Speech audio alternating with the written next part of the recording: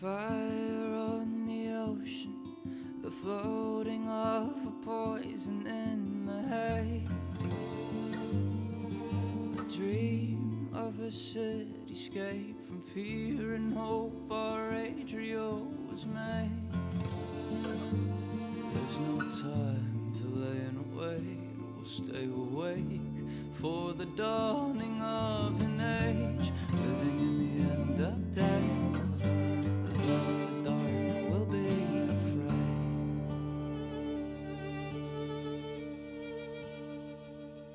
Meeting in the dead of night, two ships circle and align their passing toward.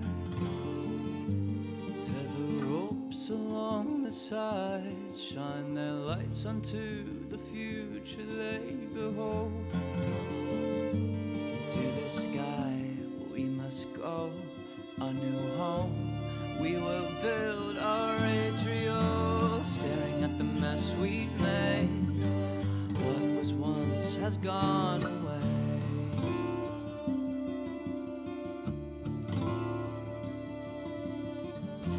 Living in the end of days, of us the dark will be afraid.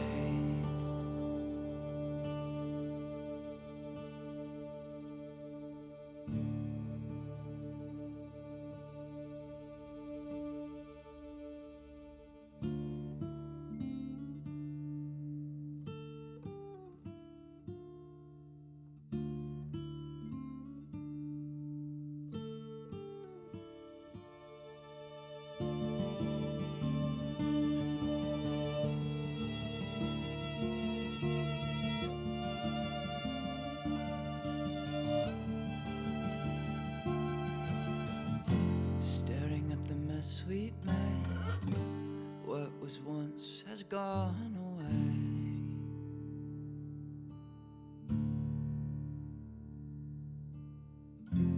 Living in the end of days, of us the dark will be afraid.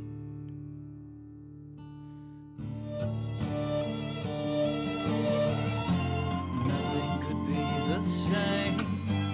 What was once has gone away.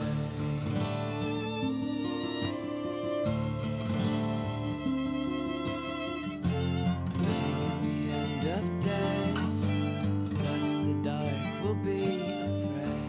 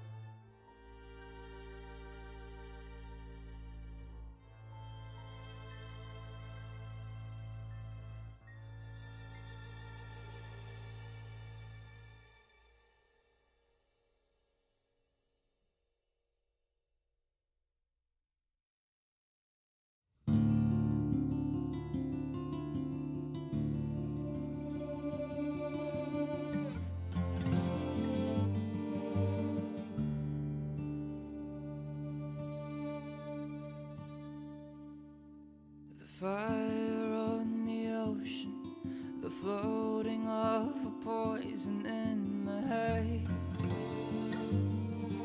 A dream of a cityscape from fear and hope our Adriel was made. There's no time to lay and wait, we'll stay awake for the dawning of an age, living in the end of days. Thus the dark will be afraid.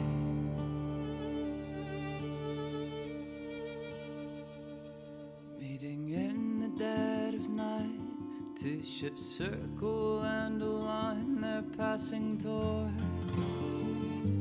Tether ropes along the sides shine their lights onto the future they behold. Into the sky we must go, a new home we will build our Adriel, staring at the mess we've made. What was once has gone away.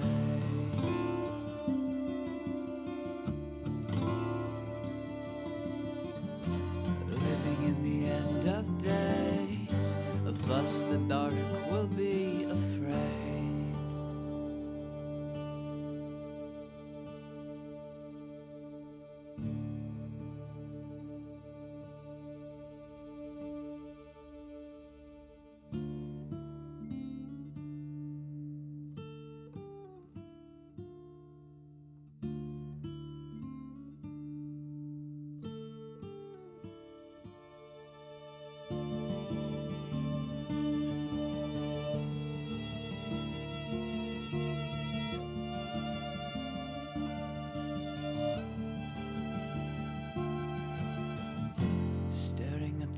Sweet mate, what was once has gone away.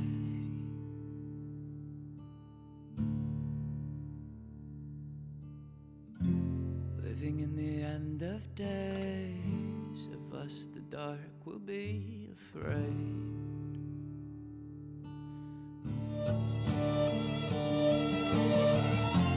Nothing could be the same. What was once has gone away.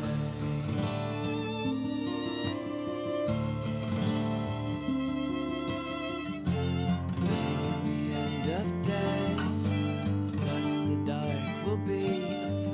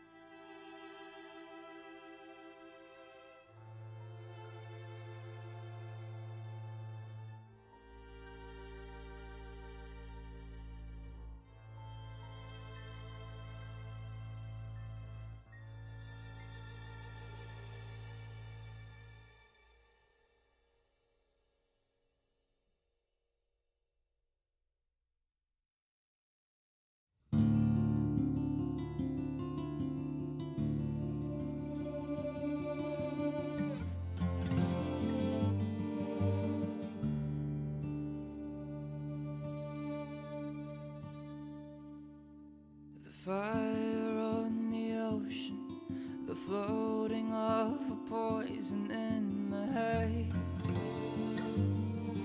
A dream of a cityscape from fear and hope our Adriel was made.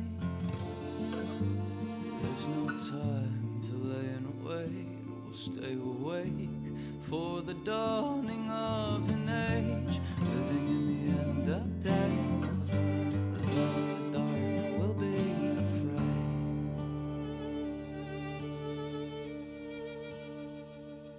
Meeting in the dead of night, two ships circle and align their passing toward. Tether ropes along the sides shine their lights onto the future they behold. Into the sky we must go, a new home we will build our Adriel, staring at the mess we've made. What was once has gone away.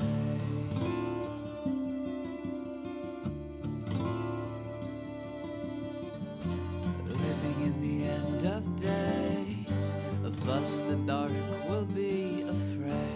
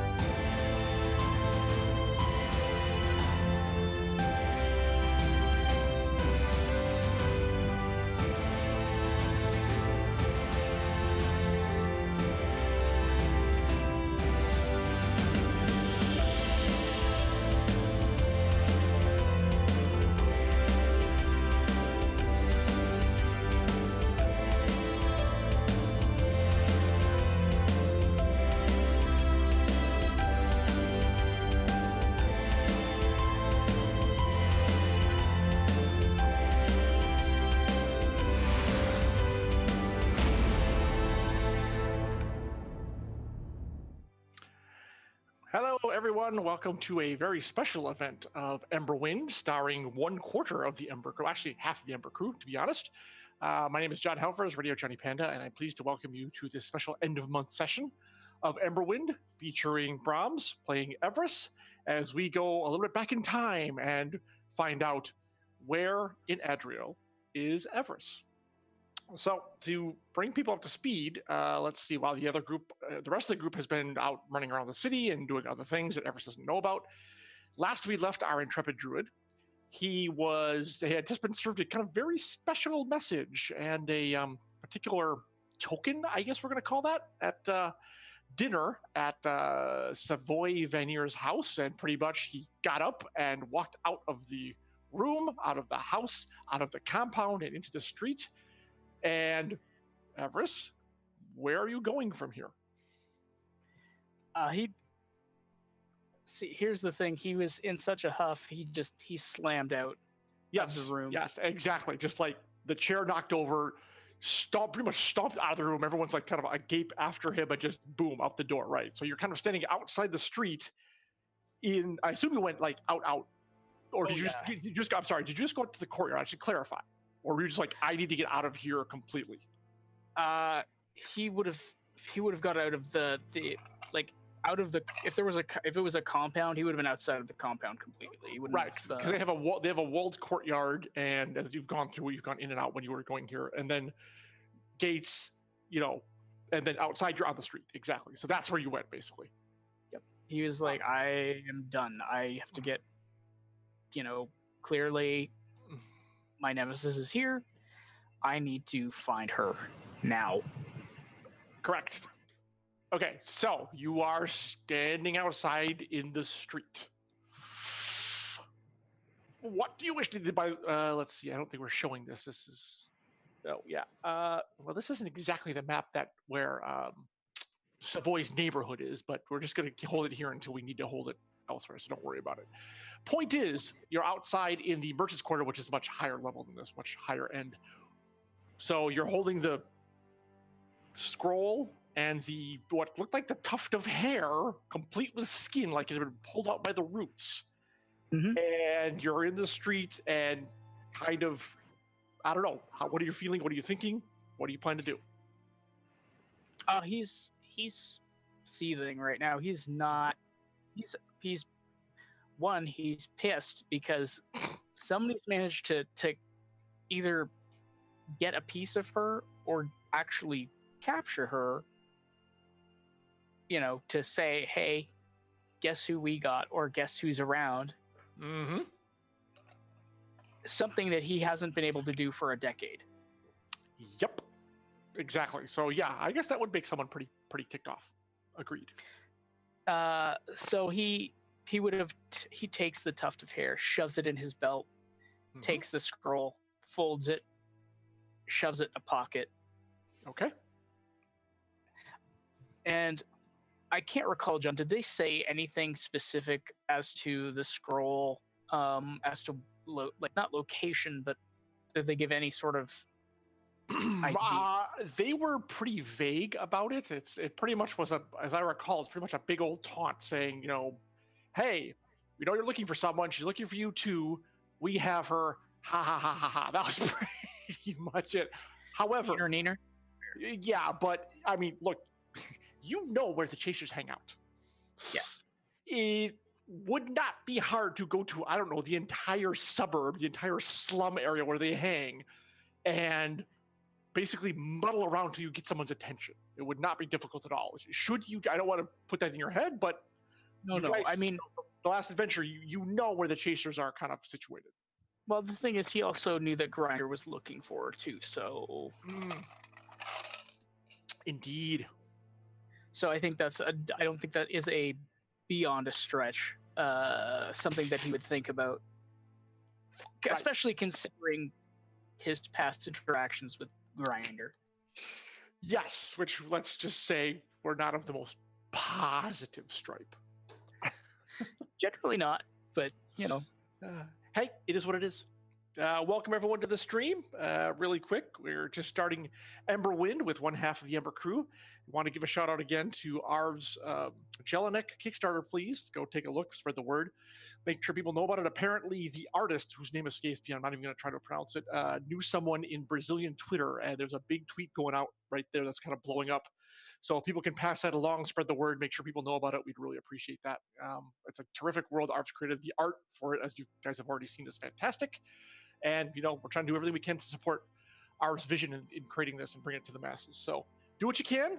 Support if you can, if you haven't already. If not, at least just pass the word along. Okay, sir. So where are you going from here? I think in this case, he'd be looking to head out to the slum. I mean, he'd be looking for the Grinder territories in the lower areas. Yeah, back to Gelspar. Yeah, back into the lower areas of Gelspar. So. Whee! Exactly. Yeah. The other thing I would probably see about there, John, as well is, here's the thing, with him, because when he knows that this is clearly somebody's baiting him. Okay. That is, I would say that's a wise decision, or a wise kind of a wise realization. That's the word I'm looking for. So I think he would take that into account, because he's been hunting her for 10 years. He's not stupid. He was he was ready for this, and he was going to be prepped for this. With this turn of events, I think what he would end up doing is seeing if there's because there's shops and everything in there, but I can't recall if I had any money on me. That's the other thing, if we divvied up the purse or not. Well, I mean, it's Sod way on this. Doesn't Laureate kind of keep the group cash? From what I recall back then, is that you got the gold from you got the party gold for doing the job from Kendrick. You have Right. 40 or 50, and then I think it was 50 actually. 50, So and then we you spent are fairly we well pretty much kitted out. we pretty much spent all the party gold that we had for the sessions on buying all those items and potions. Yep. We ran out. Okay, that's what I was curious on. I couldn't recall. Right. Because he was going to see if he could prep, and if we don't have anything to prep, that's fine. Then I will move on. It's because you guys went shopping to equip yourselves for one box and Yep. So okay, so he's going to head down to the slums of Adriel and start poking around. All right. Is there a specific site you have in mind, or just gonna kind of pick anything that you think would work? Like, some areas, the Hacksaw Bridge. I think people have mentioned a bar called the Dry Dock in passing. Do you recall which one he stopped? Like when Evras came in, I can't recall offhand which one he stopped into, because there's the two in Adriel that he stopped into. Yeah, the second one was more nondescript, as I recall. But I'm pretty sure I thought you did hit up the Dry Dock at least at one point. But that was a dead end, as I recall, for you. So, but you could go back to the Hacksaw. There were several merchants that often hung out there. They may be a source of information. But your character is you're all alone in the wilds of Adriel, so you set the pace, my friend.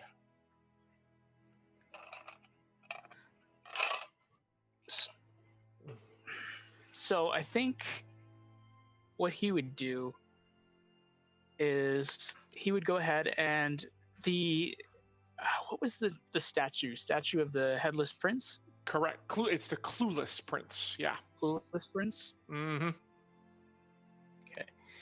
Is that I can't recall. Is that a well-trafficked area or not? It depends on what time of day it is. It has been, like I said, there's enough where merchants set up their shops there. So there's enough. Damn it, cat.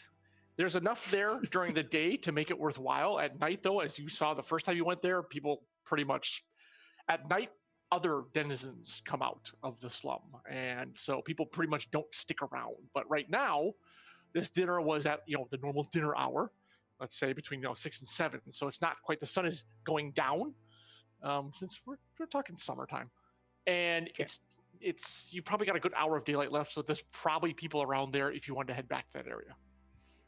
Okay, so I think that's where he would head initially, and then he would start poking around to see if there are any merchants about. Okay.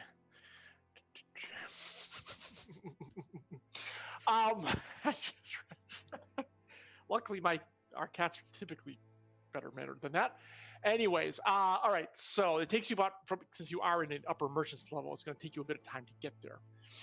While you are traveling, good sir, I wish for you to make me a focus roll. Are you intent on your goal and just kind of looking straight ahead, or are you looking around, because it is still kind of a new city that you're kind of still getting your feet under, your bearings in, basically? So well, the thing is, because he's a foreigner, there's times when he's focused, and then there's times where he's being cognizant of his area, and this would be one of those times where he's trying to pay more attention to what's around him, because he doesn't know the area overly well.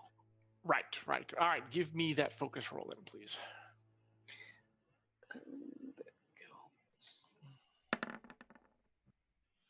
Oh, nice. Okay. There you go.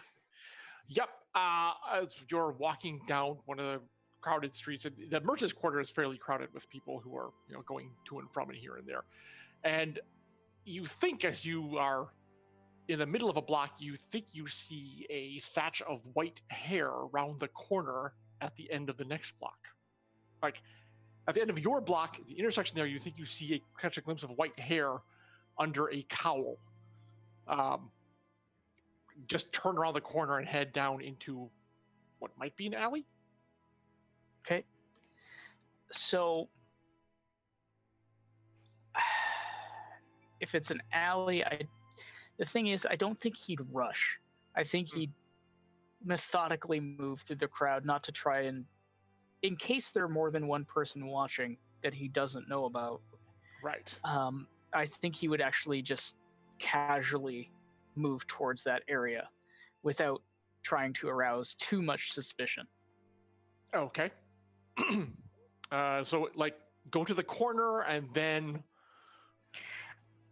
I think he would, if he would hit the corner, I think he would actually turn to see if he still saw, like, obviously he's seen the person with the cowl, he knows what the cowl looks like. If he sees anything that would remotely resemble that, because then it would actually indicate, okay, I'll keep going, or I'm going to, move slower in this area just to make sure that, Exactly. I'm not being set up. All right. Let's see. Are you trying to move, like, stealthily or just normally? In his case, I don't think stealth is in his vocabulary, so Okay. I'm pretty sure normal would be his cup of tea. Yes, he'll walk casually and just call it good. All right.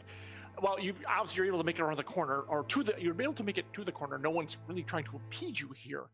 And a quick peek around actually sees that it was a false alarm. It's actually an older-looking grandmotherly type who's about to go into a shop there, and she's moving so slowly that even though the shop door was only like 10 paces away, you were able to catch up there, and she's just going into the shop. So it's like, well, that was not what I thought.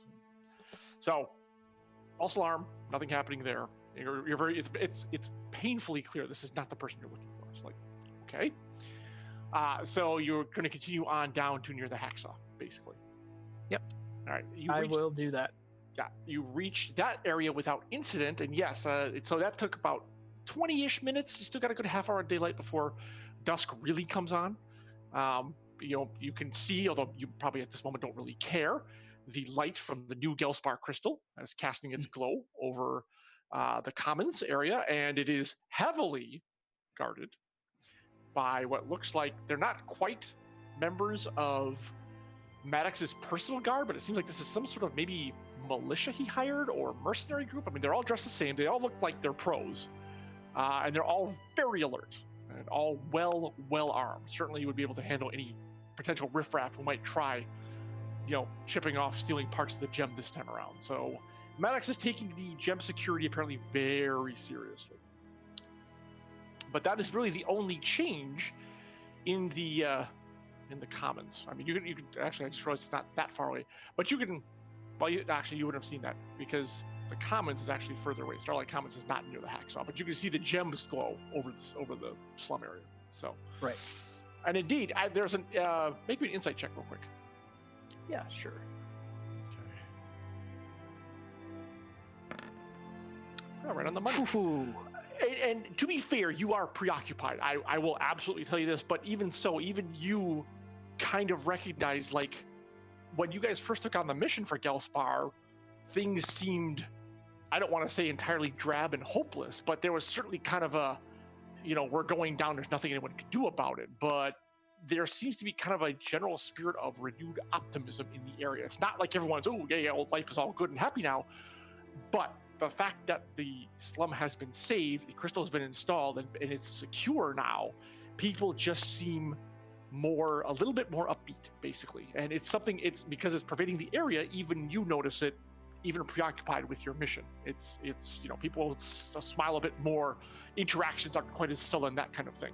So it's a general mood pervading the area. I don't know if that's going to help you, but I thought I'd let you know. Well, it's good to know, because it just reinforces everybody's view on Maddox's potential as a leader. Theoretically, yes. Theoretically. Just saying. All right, so you're at the hacksaw. Like I said, there's a half dozen merchants around. What do you wish to do? So is it how do you want to begin your search or your questioning, or what do you plan on doing once you're here?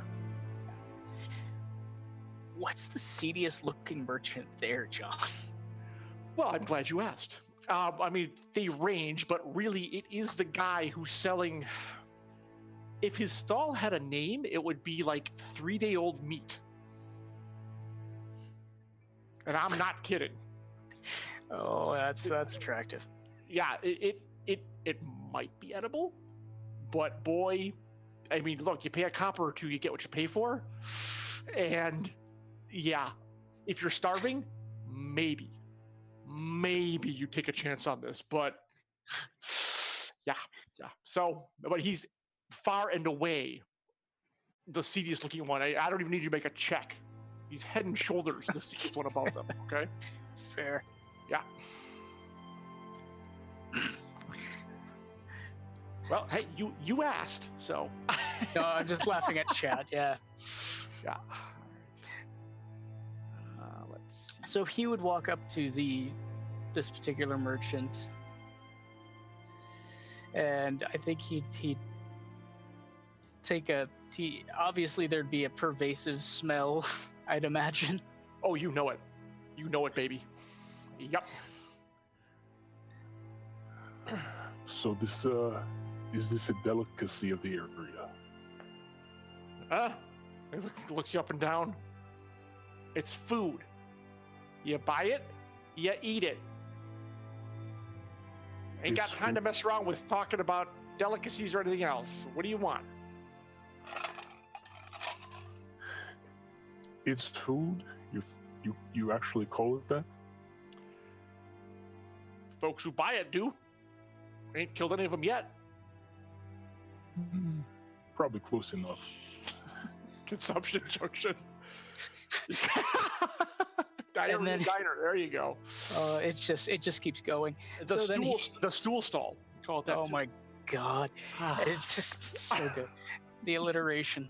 So at this point, what he does is he reaches into his belt, pulls out the tuft of hair, and he'll slam it on the counter. Merchant, and this guy, he's anywhere from like 40 to 60, wizened but paunchy. He's not like skinny, but typically looks like anyone else who's had a hard life down here for the past, I don't know, since birth. And it looks that, buddy, you're at the wrong place. I sell meat. I don't buy hair. If you want to weave that into something for your girlfriend, maybe check with, I don't know, one of the tailors up the street. At the comment of girlfriend, his eyes would flash very ominously. Once you can tell, the shopkeeper's not impressed.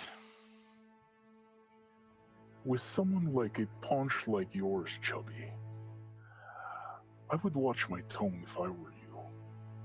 For one,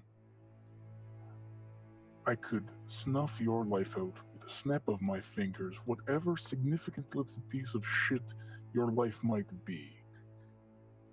Understand this. I am looking for someone. It's not you. It could be, at some point. It's not.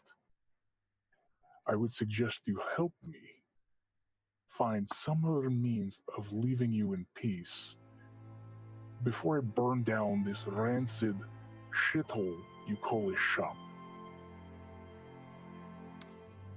Make me an intimidate roll.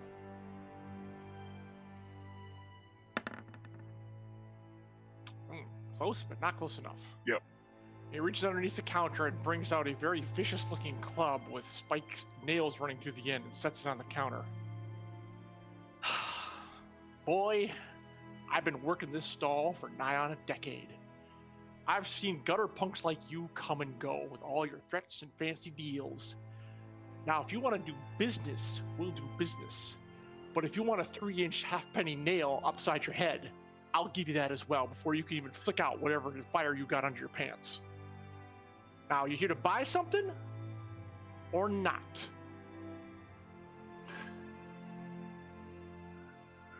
The ladies often appreciate the fire under my pants, but I will tell you this.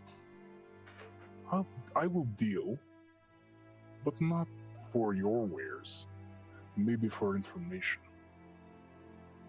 All right, leans back. He doesn't remove the club from the table, but he leans back. Well, that's a different sort of story there, son. Now, if you'd led with that, maybe we wouldn't have had to do this little dance of yours. What are you looking for? A person. Okay. And Lots of them around. One there, one over there. You're funny. Don't quit your day job. No intention to. He hands him, you see him unfurl the paper, Okay. and then he proceeds to hand it over to the shopkeep, and then indicate.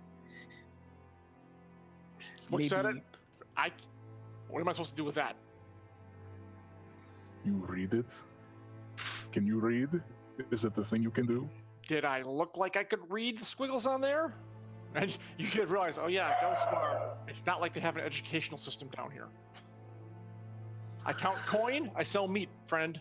So if you want me to hear what's on that, or you want me to know what's on that paper, you have to read it to me. And this is very matter of fact, not like he's ashamed of it, just this is the way it is. Yeah, he understands that. He sighs mostly out of his own, ignorance of the whole situation because of he's a foreigner. He's still not used to the area. Yep, exactly. So then what he does is he then proceeds to read out the letter to the shopkeep to, explain the situation. Right. And as I recall, I believe the grinder had signed it at the end. I'm pretty sure he did because he wanted you to know who it was from. And at that, the shopkeeper is actually quiet for a few seconds. Son, if I were you, I'd book passage on the first airship out of here. Get as far away from Adriel as you could. Because ain't nothing good gonna come of this. And he actually seems like, where before he was belligerent, he actually seems concerned for you now. I mean, for real. Or he's a really good actor, but he was dead serious. Not even poking fun anymore. He's just like, yep, I'm talking to a dead man here. I've been hunting her all my life. I have to see this through. Understand that the grinder has shown some impertinence toward me. I don't take kindly to this insult. Yeah, well, there's not taken kindly, and there's sticking your head in the hangman's noose to get jerked right clean off your neck. But hey, and he holds up his hands like, it's your flight into the void, man, not mine. So you do what you're gonna do. Seriously, he points to the bridge. Cross that, walk in about 3 blocks. I'm pretty sure you're not gonna be able to help coming across the chaser contingent doing something nefarious over there. Yeah, that would have been easy. Just cross the bridge. You'll be in Gelsfar proper, and someone like you, I guarantee it'll take all of 5 minutes before you'll be accosted by someone. Hell, he's probably waiting for you to cross the bridge. 5 minutes? That seems generous. Well, I tell you what, we'll place a bet. If I'm wrong, you can come back. I'll give you the choice of any one of my luxurious haunches of meat here. Why not? I already have the stinky cheese. Why not? Hey, my rack of leg over there goes great with stinky cheese. You'll love it. That thing he points to might have been a rabbit, might have been a squirrel. You're not really sure. Fair. So he will nod at the shopkeeper Nods back. and take his leave. All right. So you are crossing the bridge and heading into Gelsfar proper. Yeah. Okay. All right. So now I think we can put you on the map, and let's put you on. Let's move you to the very bottom here. Saad, does Evras have control of himself? Pardon the pun. I probably that's. But not on the roof, right here. We'll put you right there. Yeah, perfect. There we go. Okay. So this is pretty much what kind of you're looking for. I mean, this is the best we could do. It's actually figure like even more tight and cramped and crowded, and these. I mean, this is a lovely map. It should look a lot worse than this, but this is the best we got, which actually is pretty decent. And basically, every building is ramshackle pieces of wood, the scrap metal, and all lean to together. And it's almost impossible to tell where one starts and the other begins. I'm sorry, when one stops, the other begins. They kind of blend into each other, kind of like, I don't know, the favelas of Brazil, of Rio. It's, these jury-rigged shelters and shanties and lean-tos and shacks and things. So, so right now there doesn't seem to be a lot going on, but give me a focus check, please. Ooh, critical. Very nice. All right, hopefully that won't screw you if there's any combat later on. That's what I'm saying. I'm just rolling so great on most of these. I'm using everything up. Yeah, I know. A little worried. A little stinking bishop. I don't know what stinking bishop is. You'll have to fill me in on that one.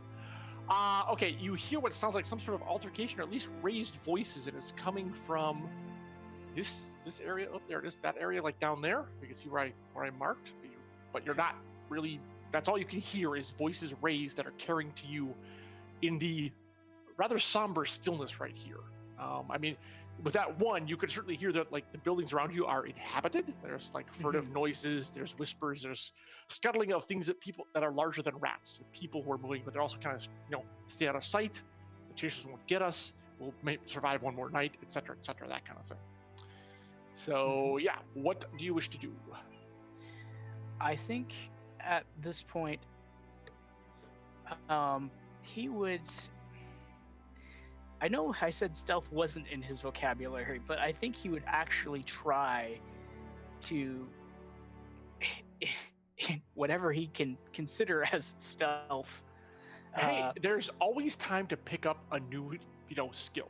Absolutely. Yeah. All right. Well, then he needs to make me a stealth roll, and we'll go from there. Oh, didn't happen. All right. Well, he's got some practicing to do, obviously. Clearly. Yeah. Okay. So, fortunately, luck seems to be on your side. Although, as you're moving down the street, like a panel slides open just enough so you can see a pair of eyes, and a young voice, maybe teenager, not sure. Like, what are you, crazy? What are you doing? Don't go there. And this is, by the way, at like waist high.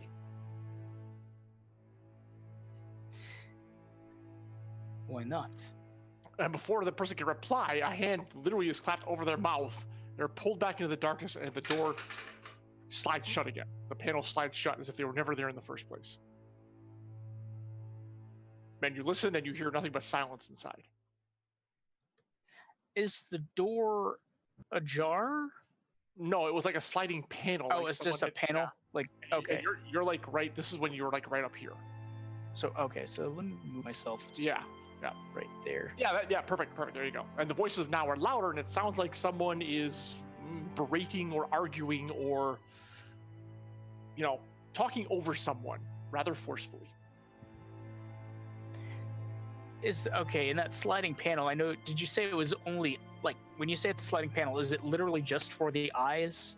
That's what you could tell, yeah. Like, it caught your attention as you were walking by, and they said that, and then it vanished again. I mean, you can see where it is, but there doesn't seem to be any kind of door seam there.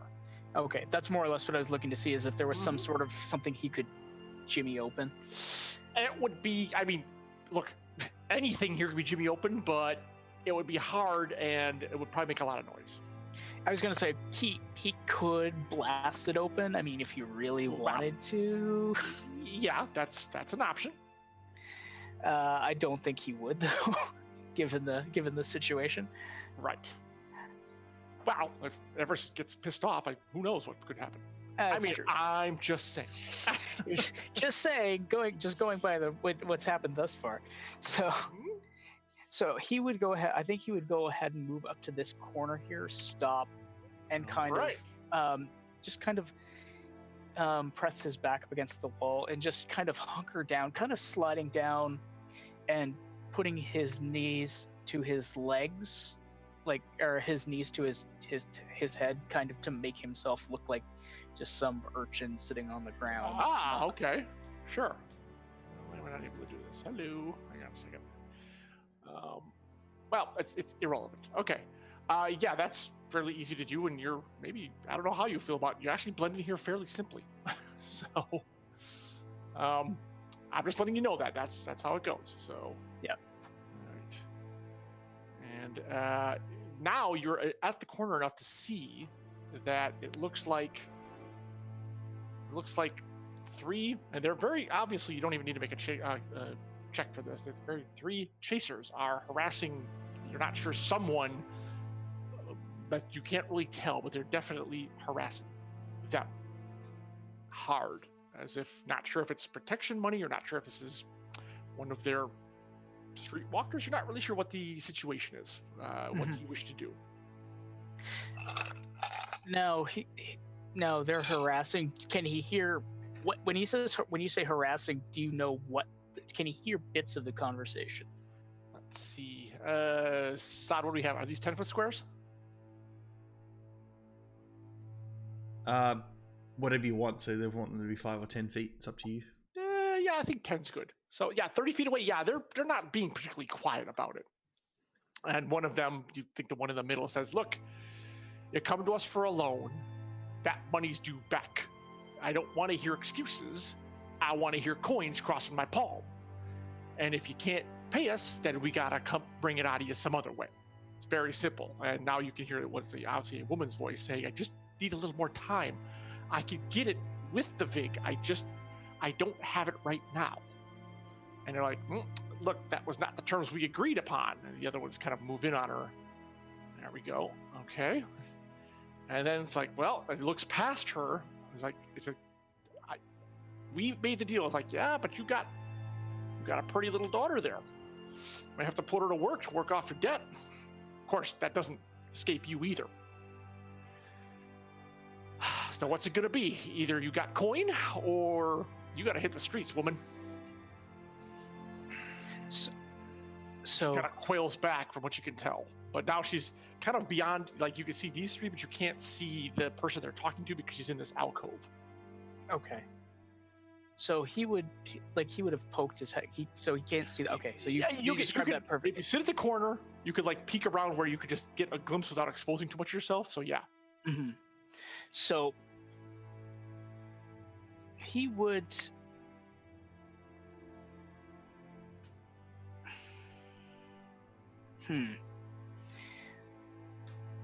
So in this case, I think he would come up and he would say, he would stand up. I think he would round the corner. Okay, put yourself over there.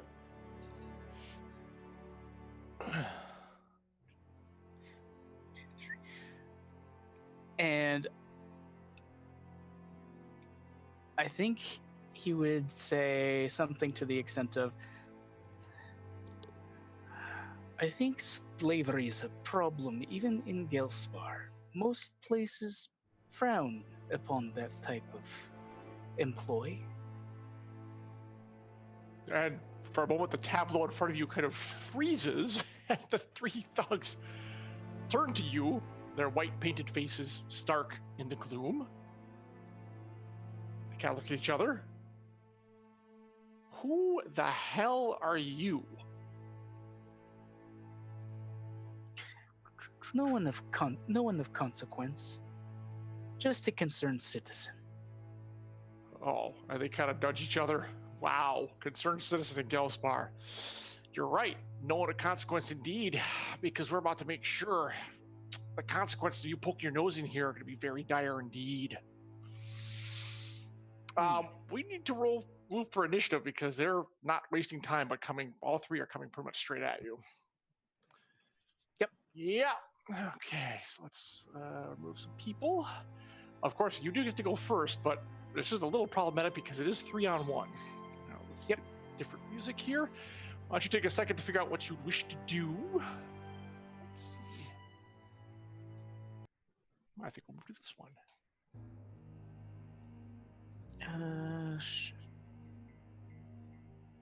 Actually, that's a little quiet for what I want. How about this? Range.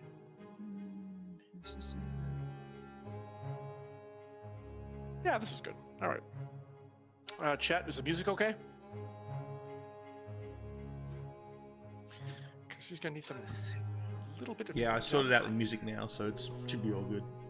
Okay, thanks, Jay. All right, good. Doing something a little bit different than the usual heavy action movie. All right, so yeah, you've got three. It looks like basically Chaser Street Jacks coming at you. So Evras, what do you wish to do? Okay, so I think he would proceed to. Let me just check something here really quick. Yep. Take your time. Take your time. That's what I want to see. Okay, no, that isn't a roll. Okay. So he would proceed to. Let me see, that's a fast effect, I believe. Fast, yeah. So he would proceed to do Fan the Flames on himself, Okay. which is. So it's a fast action. Mm-hmm. The damage die for the next spell, Yes. it goes up by 1. Correct. All right. That is your opening move. Okay. So that is active. What next, sir? And then I believe what I'm going to attempt to do is, I just want to double check this spell. Yep. He will proceed to try and do Molten Rain on them. Alrighty. Okay, so. Dim. Alright. And Ooh. that's critical. Okay, and that was it, but it's a D8, right? Or yeah. It's 3D, yeah, it's 3D6. Isn't that the normal damage for Molten Rain? Let me see. It's 3d6 upgrade to 3d8, so he does Yeah, 3D8. Yeah, 3D8. 24 yeah, damage. Okay, wow, that's nice. And so they, yeah, pretty much. How does your Molten Rain spell go off? Well, I mean, in this case, what you would see is, at first, what you would see is he would begin, his eyes would flash because the Fan the Flames would happen. Nice. All right. Good. Yep. And at that point, he would throw up his hand in the air. He would start coalescing a mote of flame in the palm of his hand. That would fly up into the air, and it would just continuously keep growing bigger in the palm of his hand until it fired off. And in which case, once it hit a certain not velocity, but like diameter. Yeah, certain diameter, it would fly up into the air and then just down on everything. Okay, yeah, you light up the street, and they're like, and they're all quite hurt after all this. I mean, damn, yeah, that was and 1 second vulnerability. I gotta remember that too. Yeah. Okay. All right, yeah, that severely hurt them. Okay. Like a lot. And he still has 1 fast action. He does, yes. So, nice opening salvo. Evras is not messing around. Yeah. All right. What do you wish to do with that fast, if anything? I think what he'll do is he'll go ahead and do a Mana Echoes on one of them, because that's another fast action. Smart. Yep. Okay. So let's see. And that's vulnerability is for barrier values. Okay. Well, that's an auto hit, of course. Mm-hmm. Yeah. So I'll roll, and that's 10. Okay. I'll target Grunt 1. Yeah, he's almost dead, but unfortunately, he's literally still up. Okay. You almost had him. All right, but he's very unsteady on his feet. Like a light breeze would probably push him over. However, the bad part is he's still up at him. Now the good news is, as you can see here, you've got them kind of in a bottleneck. So it's their turn. They're going to go, and he's going to stagger up to you. And there, and the other one's going to come in behind. But because this one's kind of woozy, he doesn't take the better position to get all 3 of them. So it's only 2 of them on you. Okay. The bad news is you still do need to make 2 dodge rolls for me, please. Yep. Okay, that's a miss. Nope. Unfortunately. All right, second one. That's a miss. Once again, Everest's dodge is in full effect. Yeah. All right. So working as intended. Yeah, exactly. It's perfect. What are you talking about? I stand there and take damage. It's all good. Yeah, exactly. I'm a glass cannon. This is what we're supposed to do, right? That's the job. We're Yes, like the and- tank. Well, the tank usually can take it as well as dish it out. So yeah, you are the glass cannon of the group, absolutely. And yeah, they're still like searing and on fire, and their leather and clothes or scraps are smoking as they're coming at you. All right, so the first attack does 19 minus whatever your toughness is. That would be actually would help if I got my character sheet up. Well, that might be a good thing to do. Yes, exactly. Usually I have this up by now. Let's grab this. Slacker. Yeah, I know. You really didn't have much hope for yourself tonight. Oh, I'm not going to bring my character sheet up. No, why even Yeah. bother? Well, that was the point, right? It's like, oh, I'm gonna die. It's fine. Well, So, keep rolling like okay. you're rolling, you'll give them a good fight at least. Toughness is 4. Okay, ow, that's 15 points. 15 points. Mhm. Okay, and the second one. So, Ooh, okay. 12, 8 more. okay, so Yeah, that's 15. glass plus- cannon in full effect. Okay. Yep. Looking at some intended and my. Exactly. Whoops, what happened there? Oh, that was just your die roll. Okay. Yep, nothing to worry about yet. So that was what was the amounts there, John? Because I had my roll 20 window down. Second one was 8. And that's I'm subtracting your toughness already. So it was 19 and 12, so 15 and 8. Okay, 15 and 8. Yeah. Once again, Evras, yes, living up to the whole, yeah. All right, the third one cannot reach you, so nothing's happening there. So it's top of the order again, and it is your turn, sir. Oh, thanks. Sod. I'm assuming. Okay, so I think what he would proceed to do there is, again, he would fan the flames. Mhm. So we'll increase the die. Okay. And let me just check this one really quickly because I want to see how much. So it's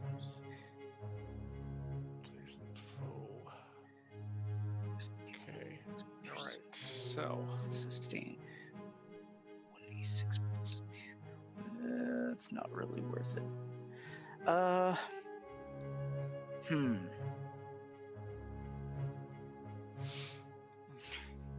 You know what? Considering his total right now, I'm not sure if I want to just burn a. Well, it won't. Let's do composite magic. So this will burn a tide turner charge. okay. Yes. All right. So mark that down that you have done so. Okay. So composite magic. Check off one And your tide turner next box. 2 spells, yep, are cast as free actions for those listening at home. So, what are you doing, sir? So he's going to go ahead and attempt Molten Rain once more with the Fan the Flames bonus. Okay. All right. So, so you're targeting, and you're of course on all. It's 1 to 3 foes, right? You're targeting all of them. 1 to 3. Yes. Yeah. Okay. He's totally within range for all 3. Okay. The bad news is, as you target that one, the one that's almost dead does the maneuver that these 3 jacks have called Spiteful Thrash, and I need you to make a dodge roll. Oof.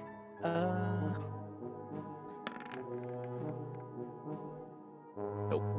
Okay, did not make it. So, unfortunately, since his attack hits you, it does basic attack damage, and it cancels your action. Now, it doesn't cancel the composite magic because that wasn't targeting anyone, so that's still in effect. Unfortunately, it does cancel your first casting of Molten Rain. And Okay. more unfortunately, you're going to be taking some damage. So, yeah, this is a really nasty. This is why these guys are nasty in even small numbers, because they have this canceling ability that's just brutal. If you have a chance, luckily they only did 11 minus 4 is 7. So, but that's not good for you. Still not good. Nope. Yeah, nope. All right, so you have the second spell of your composite magic. And let's see, that was fast as you still have 1 fast action left, too, by the way. Yep. Okay. So I've got still 1 free, yes? Yes, you have 1 free spell and like 1 fast action to use. That is correct. Okay. So... All right, so let's try Molten Rain again and hope this hits. Okay.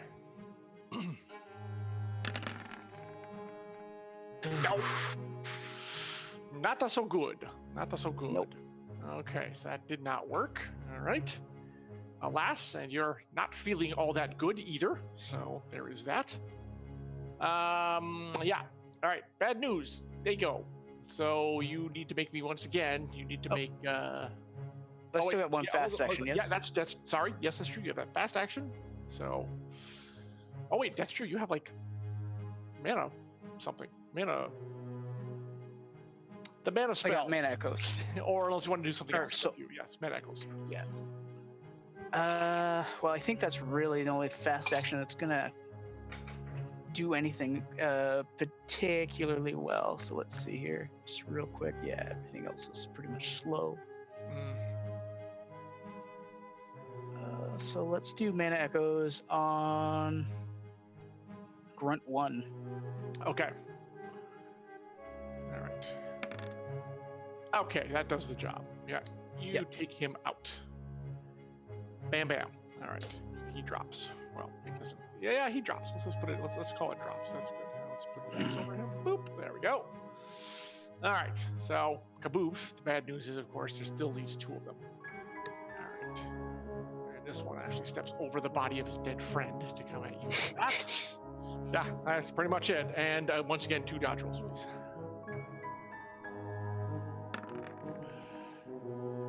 Oof. Hey, you dodged 1. All right. All right, 1 more to go. You can do it, buddy. You can do it. Nope. You cannot do it. Okay.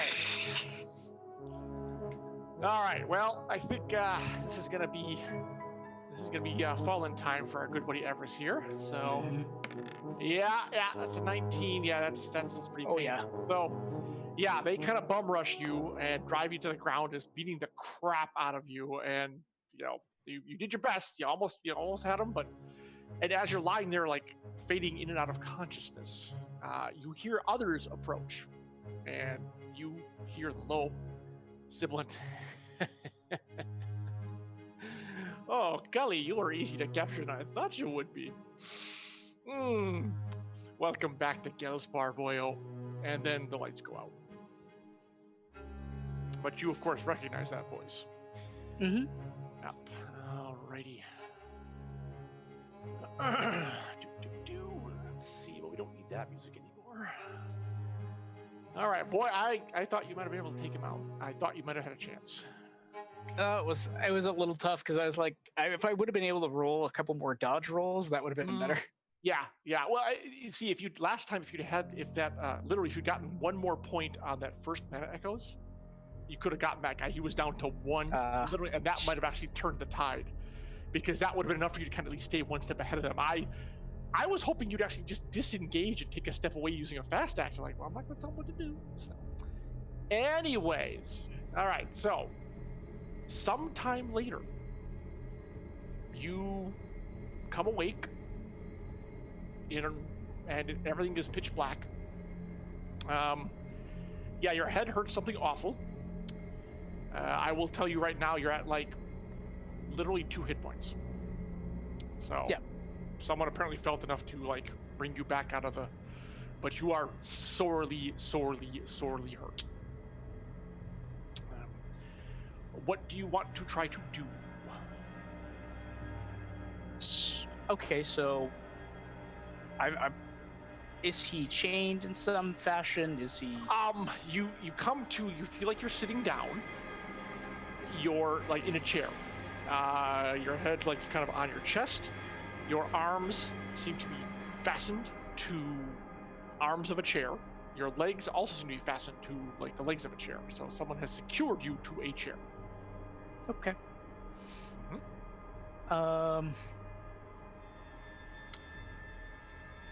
Okay. So I think he would groggily kind of look around and see what's there. Okay, so you just raise your head up and you just look around, basically, right? Yeah, I think he wouldn't be making too much of a show of it. Well, it's pitch black. I mean, you're like blink, blink. Okay, I can't see with my eyes open. I can't see with them closed. So it is, you're in some kind of room. There we go. You're in some.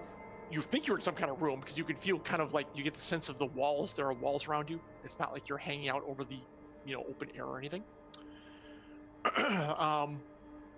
But no idea where you are. No idea. If you don't think anyone else is in this room with you. But you are unsure. So that's what you know. You cannot hear anything in the room. You cannot hear anything outside the room. You do not know how big the room is. You just know that it is around you. And that's pretty much it. Any other questions you have about your current surroundings? About my surroundings? Or your condition, I guess, is the other. Well, like his hands are fastened. What position are they in is what I'm concerned about. I'm glad you asked. They are actually bound severely, like your forearms are tied to the chair, your wrists are tied to the chair, and then your hands seem to be like curled around that you're holding something, and your hands are tied up where you cannot unclench your fists. Okay, good. Good to know that they actually took proper precaution. Indeed. So, and you are also bound just below the knee and at the ankle, and you are bound tight. Like your feet and your hands are also starting to go numb. Okay. Yeah. So if you're not, changed soon, blood loss is going to cause a problem in time. It's not quite that bad yet, but you can tell where if they left you here like for a day, bad things would happen. Okay. So, since he can't see anything, I think he would actually call out, "Hello?" Like in a normal speaking voice? I don't think he would be. I don't think he would be belligerent or anything like that at the moment, or super concerned. I mean, he knows who has him. Yeah, exactly. Okay. All right. But so if you're just speaking normally, no one answers.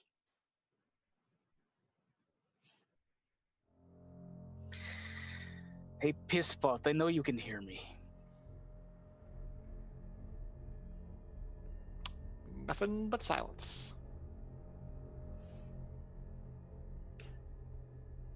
Okay, have it your way.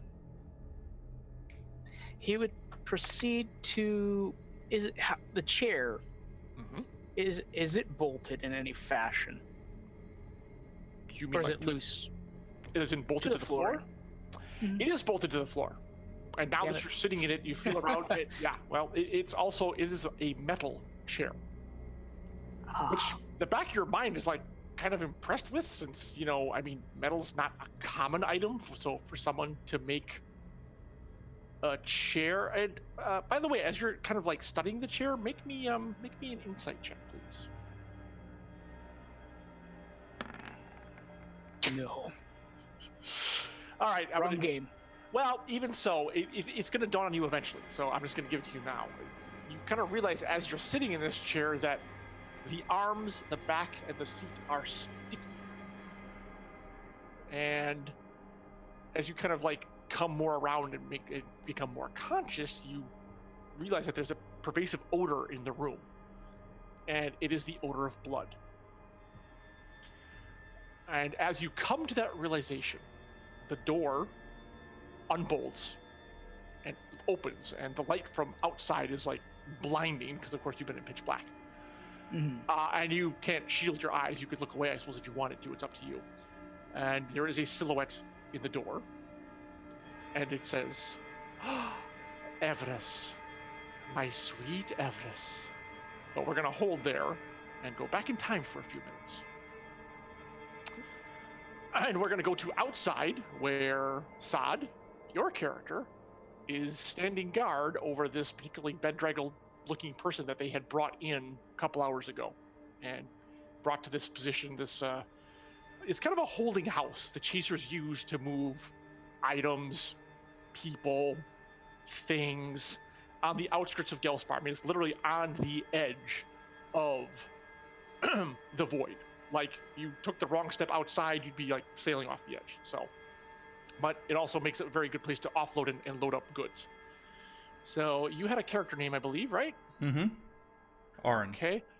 Oren, yeah. Oren, this is like your first kind of real gig with the Order. It's been equal parts exhilaration and terror, and you've seen some pretty horrible things that you've been with the Force for about 2 years now, so it's not like you're a wet behind the ears recruit, but this is your first like long-term undercover assignment.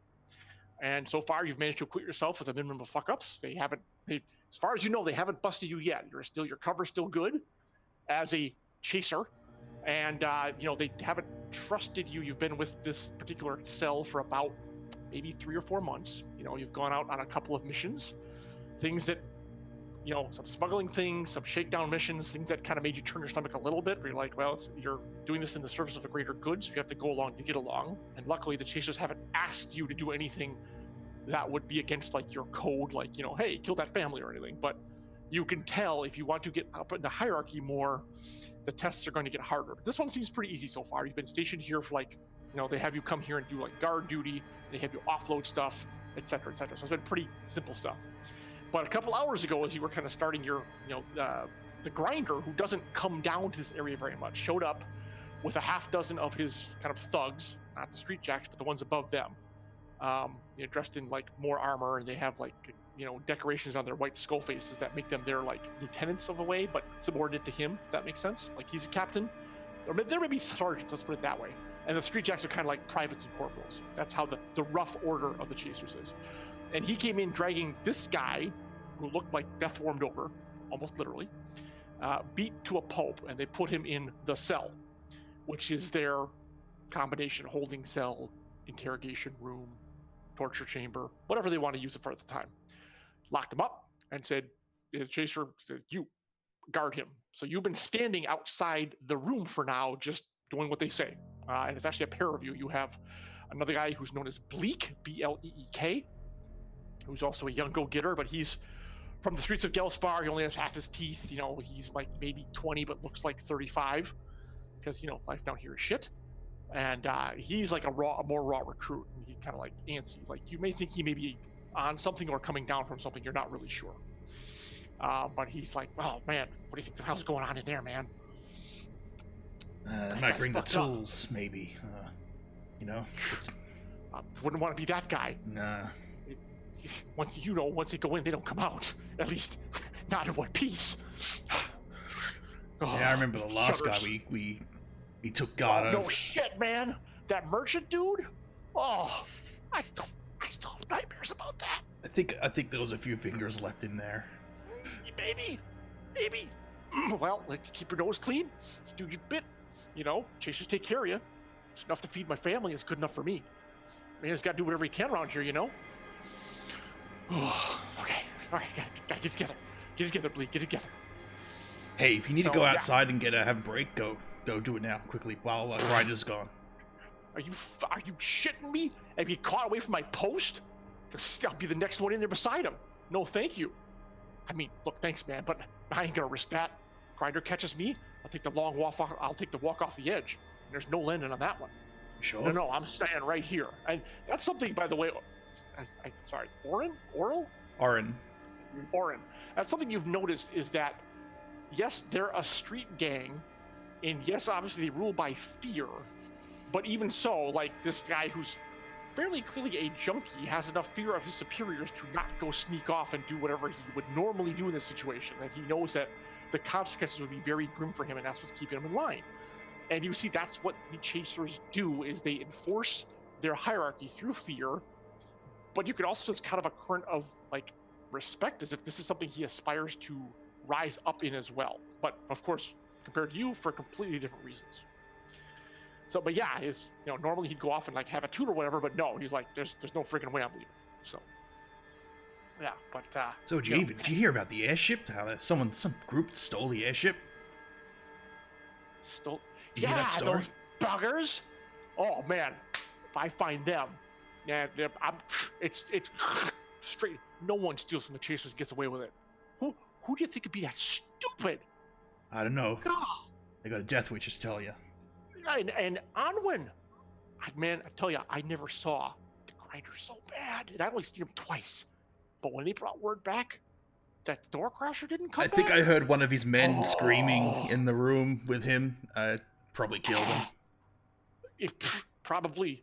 Whoever was in there had delivered. I wouldn't want to have been that messenger delivering that news. No way, no how. Oh man, I mean, Anwin was scary. Good, but she was. I didn't want to even have her even look in my direction. Oh. So now they gotta get a new door crasher. I wonder who that's gonna be. I ain't volunteering. There's a long way to go before I get that good. I'm sure they got someone in mind. Oh. He kind of looks down the hallway and looks around. You're in a hallway, and there's like several of these rooms on both sides, like 3 rooms on one side, 3 rooms on the other side. The other rooms, as far as you know, are empty. This is the only one that you believe is occupied at the moment. I was like, hey, what? Do you know anything about? And again, he checks again before he even says this. About that white-haired woman who's been hanging around the past day or so. I mean, I saw blood on her hands. You saw her? Like, Yeah, you actually yeah. were in the same fucking room Yeah, I with her? saw her. No. She walked past and just stood there. She's very scary. Oh shit! So wait, she just walks around with blood on her hands, like someone else had, like, I don't know. I just ate, needed a napkin to wipe my hands off, but she has bloody Something hands. like that. No way. Oh shit, man! Oh, I'm telling you. No, hey, dude, I totally believe you. That one looks like, but she looks at you like she's gonna turn you inside out. Yeah, that stare. It just gets I know, in you. and what's with that voice, that weird accent or something? Yeah, I don't know. Hey, where's she from? I've never No seen someone idea. like that. Crazy. You know, Maybe- she kind of did look like. As you're talking, make a focus check. All right, I haven't done the But you can keep macro for talking if you focus, but I'll roll it anyway. Well, just yeah, you have a number I trust. Yeah. All right.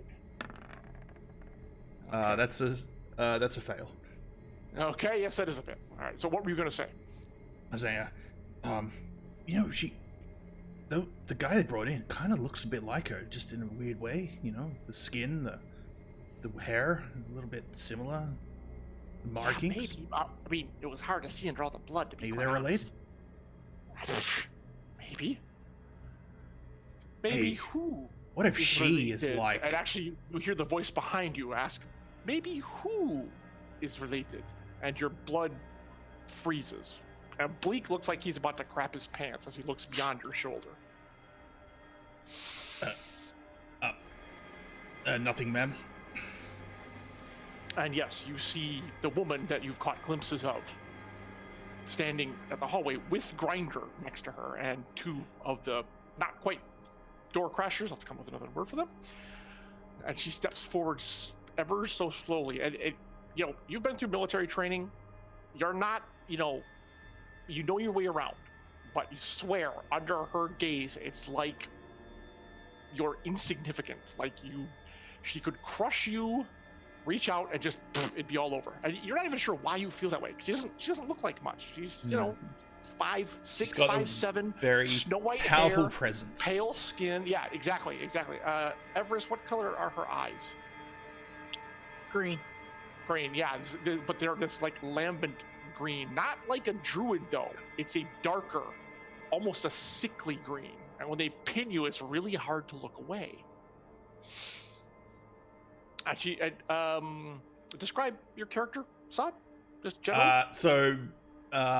Basically has a 2-handed sword in the back, shield in the back, wearing very scrappy, heavy armor with like little bits of leather attached to it, and Right. short hair. What color? And brown.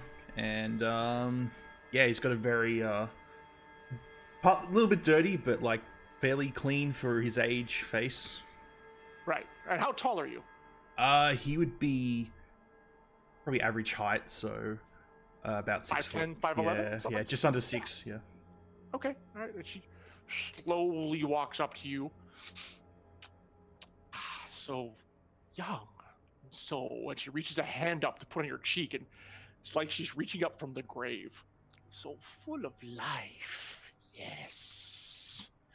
And her eyes flash for a bit, and you almost feel like a part of your essence is almost leaving your body for a second, and it is the most frightening sensation you've ever experienced. And then she pulls her hand away, and it's like, and it's like you're snapped back in. But for a moment, you swore like you were kind of like the boundary between your body and your soul had started to blur a bit.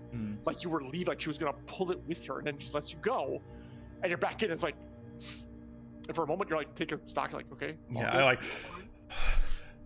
Grinder, sir. The prisoner is still in the room. No changes. Well, he better feckin' be, or you're gonna be in there joining him. And if he escaped, it'll be your ass. But, milady, pardon my language. But you know, you have to keep the rabble in line if they want to survive, don't we, boys? So has there been any change from the boyo? You guys kind of look at each other, and as you recall, you didn't hear a sound from inside the room, but then the room's pretty heavily soundproofed, so it's kind of like a trick question. No, sir. Yeah. Well, all right. I believe, Nixus, you wanted to check over our prisoner now that we have him under control, and she's like, yes. I've been looking forward to this meeting for a long time.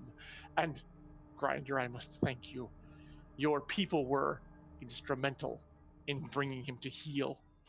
This is going to be a pleasant conversation for one of us. Open it. And Grinder himself produces the key for the door and opens it up. Do you wish any assistance? Like, it is not necessary. He is secure. I wish to speak with him alone. She steps inside, and you close the door behind her. Cutting back to Evras, the light, then she said what she said when she saw the doorway, steps inside, closes the door. Now you can see the light because it's coming from her eyes. And it's enough to light up this room. And it's a fairly small room, maybe, I don't know, 8 feet by 8 feet-ish. Certainly like no more than 3 paces to one side. And the door clanks with a sound of ominous finality, and the bolt is locked again. And she actually just stands there and looks at you. I have to give you credit. I did not think you would be this tenacious. I will admit to underestimating you. Well, in our current positions, I wouldn't be so kind. Well, when I'd heard that you had actually found me in Adriel, I knew I had to extend an invitation, but you have had a, shall we say, knack for escaping certain other scenarios I devised, so I knew I needed to take more precautions this time. But I have to say, Evras, it was easier to capture you than I suspected. I never thought you'd come into Gelspar alone. Is that the depths of your hatred that much for me?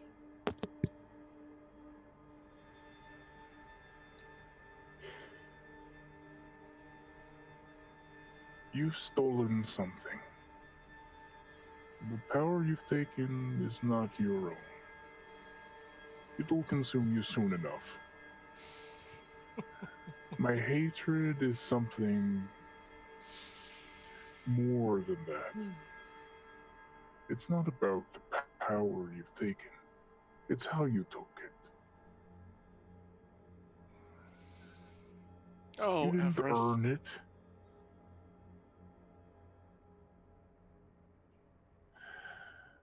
We can quibble about who did what and how it was done all day. But the honest answer is you're a thief. You're a poser. Poor Evras, always more interested in semantics than the real world. Power only exists to be seized, to be taken, especially from those who are too foolish to wield it properly. You never did understand that. You didn't understand that a decade ago. You do not understand it now. Unfortunately, I'm afraid it's going to be the death of you one of these days. You call me a Perhaps. thief. Please. I was only taking what was rightfully mine. And from those vessels who were content to sit in their eyrie and do nothing, watch the world turn and burn? Please.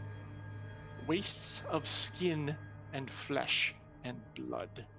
You might even say I did them a favor, ending their wretched lives before they could live them out in peaceful contemplation or whatever it is they chose to do.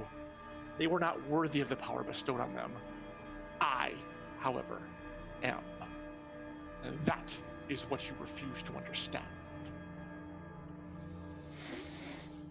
I've seen what power does, and I've seen what power costs. The one will never equal the other. Finally, you say something that makes sense. She starts walking around you as you talk. So you do have some inkling of the cost. I'm impressed. Here I thought you were always on this hell-bent crusade against little old me, strictly for personal gain, as if it would assuage those nightmares you have of coming in and finding those bodies splayed around the compound. Tell me, Everest, she stopped behind you and puts her head down next to yours. Do they still haunt you? Do you wake up sweating and screaming in the night? Do you see what I did to your mentors? Does it still bother you? It must, for you to come all this way to chase me halfway around the world. Maybe even longer. To be honest, I've lost count of so many places we've been. 10 years. 10 years, and I haven't had a decent night's sleep. I wouldn't expect you to understand. You've always been so concerned about yourself. There is only the self, and what you can gain in this life. You're right. I understand. I just simply don't care. But I do That's thank where we you. differ. I'm sorry, what was that again? I'm sorry, And he spits a bunch of blood out on the floor out of his mouth. Oh, my poor Evras. I'm sorry. What I was saying was that is the difference between us. Indeed it is. And like I said, it's gonna be the death of you one of these days. But not today. And I do owe you a bit of thanks, by the way, for bringing me here to this place so full of life, so full of promise and potential. It is a hotbed of activity, both political and humane. And I look forward to having much, much fun here.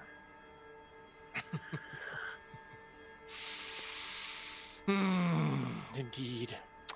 But you are looking poorly, and I can't have you passing away, not after I've had my fun with you now, can I? We'll have to do something about that. He comes close and puts cold hand on your face, and you heal for, let's see, 11, 12, 13, 14, and 19 points of damage are healed as she imbues you with, more life than you had when you woke up. Let's put it that way. And yeah, you gotta admit that feels, even coming from her, which kind of rankles it, it feels good to feel better. That's for damn sure.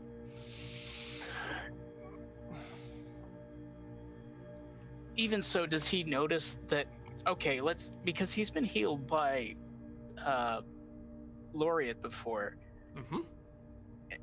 Is there a different sort of feeling? Make me an insight check. You are a mage. Make me an insight check at, let's see, -2. -3, actually. I'll give you a little bit better. Okay. Actually, no, wait. No. I'm sorry. This is a knowledge. Make it a knowledge check and take 3 off your die roll. I got it naturally, so it would be Got it 11, naturally? so 7. Yeah, Mhm. so 7. All right. Actually, 8. Take 3 off the 8. But you're fine. You're fine. Yeah, sorry. Yes, it is a different one. I mean, yeah, you've been healed by Laureate. You know what that kind is like. This is quite different. So whereas Laureate's kind of drawing on druidic magic, much like you do. The best way to put it is this energy feels like it came specifically from someone else. You don't know who, but you got the sense that this isn't like I draw on mana. This is I drew this energy from someone else, and now she's putting it into you. So it has a very, very different feel from what you got to, when you were healed by Laureate. That's what I thought. And you would see him snap up, and his face would contort, and you'd hear him say, Animal homicide. And he would start trying to literally wrench himself out of that chair. Oh, At this now point. I need you to make an insight check. This is gonna be an insight check at +4. Okay. Oh, no way. Nope. Okay, for those who are following at home on the audio, when Emberwind, of course, you want low, not high. So when you add pluses or minuses, a plus is a negative to a die roll, and a minus is a positive modifier. Okay. Yeah, you got a hint. By the way, what was the name of your mentor back at the compound? In the compound, it would have been I hadn't thought of that, but give me a second. Tamaril. Tamaril? Tamaril. Tamaril. Okay. All right. So there was, the energy came from someone else. It seemed familiar. And so you said you're like struggling, and you kind of curse at her, and you're struggling and all this, right? Mm-hmm. But yeah, what he said, because I know it may have came out a bit garbled over the voiceover. It was anime homicide. Okay. What does exactly that mean? That sounds Latinish. Soul taker. Ah, excellent. Oh, okay. And this huge shit-eating grin appears on her face, and she looks, well, insane, of course, there's that, but also like a combination, equally parts insane and ferocious. And she says, "Oh, Evras, you are more right than you know." And she like leans forward, and coming out of her face is a ghostly image of a spirit, and you recognize the spirit because it's that of your mentor, Tamaril. And then she draws back and snaps the spirit, and there are people who do this kind of thing. They make bargains with spirits, and apparently she has bound your mentor to her. I thought you would like a little bit of time with your mentor. And what better way than to give you some of his life essence? Delicious, isn't it, Evras? You enjoy that for now, and I'll be back later and we'll have another little chat. And the door opens and she steps outside, and the door closes and you are plunged into darkness again. Is there anything you wish to do, to yell at her, to do anything before she leaves? I don't.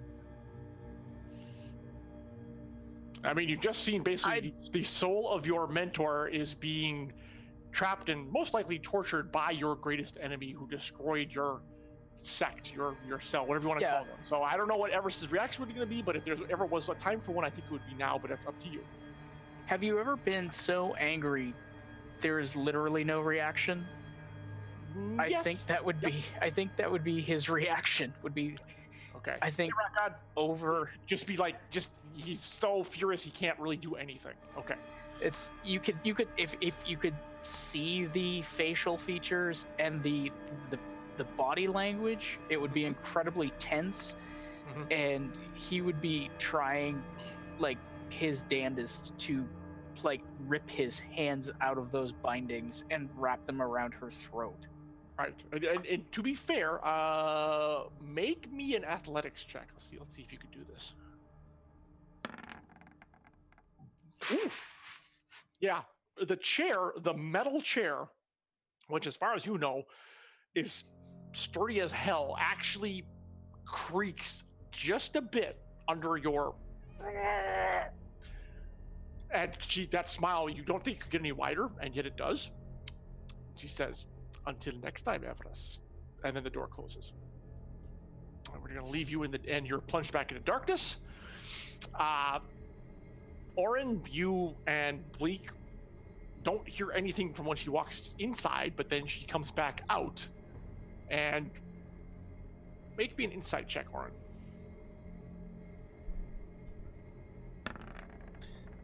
That is a fail. Okay. She looks extremely pleased with herself. You're not sure why. She has this huge grin that, if anything, makes her look even scarier. I mean, it's like almost Nick Cage style. Let's put it that way. When he's like really over emoting, and it's just like, holy crap, she's so happy she might rip my throat out with her teeth. It's kind of that kind of thing. And the door closes, and it's, what do you do anything or say anything, or just kind of like guarding the door? Guarding the door. Yeah. She's too scary. She's too scary. Yeah, just like neither of you wants to make, you swear if Bleak had anything in his bladder or elsewhere, it might be on the floor now, but somehow he manages to keep control of himself. She turns to Grinder. Make me an insight check. Fail again. All right, well, this is not your day. She says, I believe that sounds like lunch, don't you? And the Grinder says, of course, madam. If you'll follow me, please. You two, nothing happens here. I don't know about. Got it? Yes, sir. All right, and they stride off, the two thugs fall in behind them, and you two are once again left alone in the corridor. See, Bleak?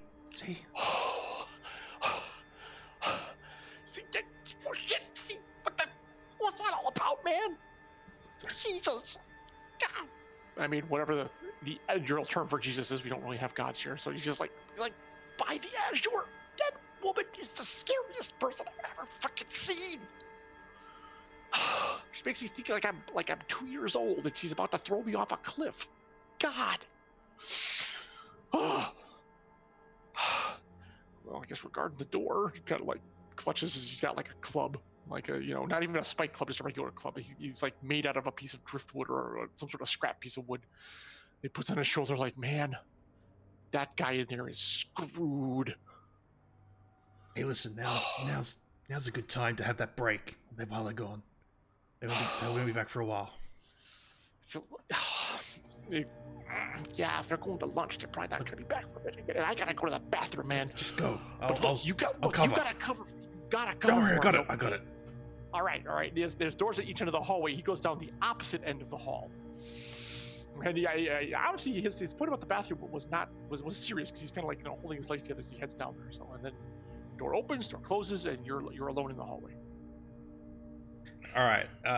First thing I do is make sure no one else is around, which I assume is. Yeah, you give it like a good 10, 30 count to make sure he's not coming back for something. Yeah, and then try and pick the lock and open it. Okay, let's see. As you're bending down, you hear. Make me a focus roll, please. Focus. Ooh, that's gonna be.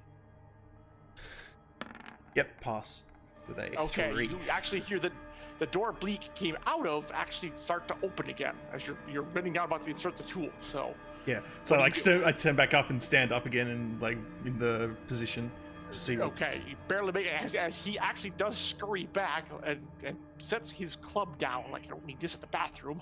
Yeah. He kind of grins at you, and he's got like missing teeth and just looks like, death. It just looks like a guy who grew up in a slum, basically. Let's be honest. All right, Go, you're quick, covered, quick, you're hurry up. covered, right? Okay, yeah, okay. So then he leaves, and he goes out the door. You give it like a 20 count, and he's not coming back. So, but that means he's only going to the bathroom. You only got a few minutes, unless, hopefully, maybe he'll do whatever he does about the drugs. All right, so you're gonna try to open the lock. Yeah, you have no key. I mean, it doesn't look like it's that sturdy. At the same time, you haven't done a ton of lock picking in the order. So, all right, this was gonna be. Let's see. Well, we're gonna do sleight of hand roll for this one. All right. That's a pass with a 6. Okay, what was your sleight of hand? Just It's actually 14. Ooh, okay, all right, yeah. Trained in it, but never really in the real world situation used it. Exactly. So your hand's like a little shaky because let's put it this way: the risks if you're caught are really dangerous. Yeah. So I assume you have like a pro kit you keep hidden on you, correct? Yep. This is not just like I'm making a fishbone. Okay. Yeah. Yeah, that actually helps. So yeah, you're able to spring it. It's relatively easy, but your hands you're like a little bit shaky there. So all right, the door it's unlocked. Door is open. What do you wish to do? So I'll go inside and just close the door, but not fully. Okay, Evras, you hear you see the door open because you're not blinded or anything, and someone you don't recognize steps inside, and you said you closed the door behind you? Mm-hmm. Not all the way though, so it's a little bit. You see like the edge of light around the door. Yeah, because you can't really see in here either, exactly. All right. What's your name? Who's asking? What's your name? Maybe it's who's asking. If you want to live or die, tell me your name. My name is Evras Adriel. That was on the... Tell me about that name. Shit, we've got to get you out of here. Shit. Yeah, you recognize the name. Yeah, I didn't get a description, but I was told the name. I told all the name. Yeah, right. You were told this group, the ones who put the crystal back in Gelspar and are like pretty much the Chasers' enemies #1. Because they fucked up some big plan that you were trying to find out information about. Yeah. This is bad. This is very bad. Exactly. Well, it's your lucky day, pal. I'm gonna get you out of here. But, listen, you gotta follow exactly what I say and do, alright? I'm such an expert at that. Okay. Alright, so I will, uncut his binds. Okay. Don't make a sound. And, I'll wait here at the door. I'm gonna, get you a replacement. A replacement? Yeah, I have to wait and see. Just stay inside here, and I'll go back outside the door, shut it, but not lock it, and I will wait for Bleak to come back. Okay. Now, John, just as that's happening, how are Evers's extremities, considering the length of time he's been tied up and the tightness of the bonds and everything? Oh, they're tingling like crazy. Like, it's good that he didn't ask you to get up and go right now, because that would have been a problem. I mean, it's fire. Your hands and feet are just like, ah. Gotcha. Yeah, it's you think, thankfully that he cut them in time where you think you can probably get some feeling back in them theoretically, but yeah, it was not pleasant at all. Like if you had to cast right now, you'd kind of be screwed because you can't manipulate your fingers enough to do the motions to set off a spell. So yeah, that's what's happening right now. But you figure if you can just get like a minute or so, that it'll hopefully come back. And the things, by the way, when you drop the things, it was just like pieces of scrap wood that they were having you clutch. Okay, and I do need to ask this, John, because it's important. Sure. Did they find my ceremonial dagger? Oh yeah. You have nothing on you. I mean, you had your clothes, and that was it. You were searched thoroughly. Okay. And there's nothing within this room. There's the chair, whatever ropes you had, and you, and that's pretty much it. Yes, that's correct. Okay. Cool. Yeah. No, that's any questions? I will always answer them if I can. Hey, Nonstop. Once again, folks, welcome to a very special edition of Emberwind. This is wherein Adriel is Evras, trying to catch him up to the rest of the group as we're doing a special with just Brahms and Sod. Welcome everyone in the stream. Hope you're enjoying it.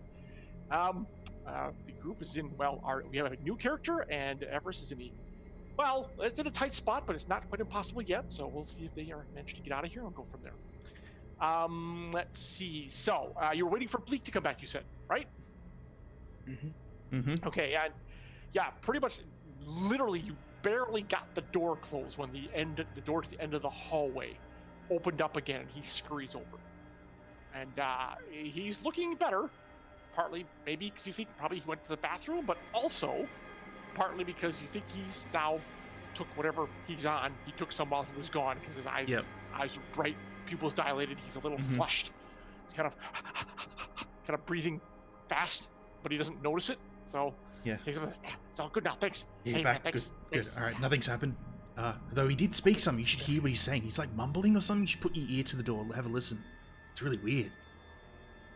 You heard him through the door? Yeah. He's doing it pretty loudly enough to hear through the door. You should put your ear against it now. Trust me. Kind of. You edges away from the door like you can't hear nothing through that door. Do it now. Trust me. Have a listen. Let's see. Let's see. You get your choice of either where is it? To be a fast talk. Yeah, fast talk, exactly. All right, here we go. As a pass with a 5, yes. Okay, yeah. He's hesitant, but curiosity wins. So you step aside, and he cautiously puts his ear up to the door, and he's listening. And what do you wish to? And I go for the chokehold and try and grapple him down with a. All right, so you will get surprise on him. I'll tell you what, let's make me a cap roll. Okay. I was surprise. So. I was picturing him taking his head and slamming it up against the door. Well, or noise. Fair. Yeah, that could be. Yep, that is a penetrating hit. Ooh, and that's 36 damage.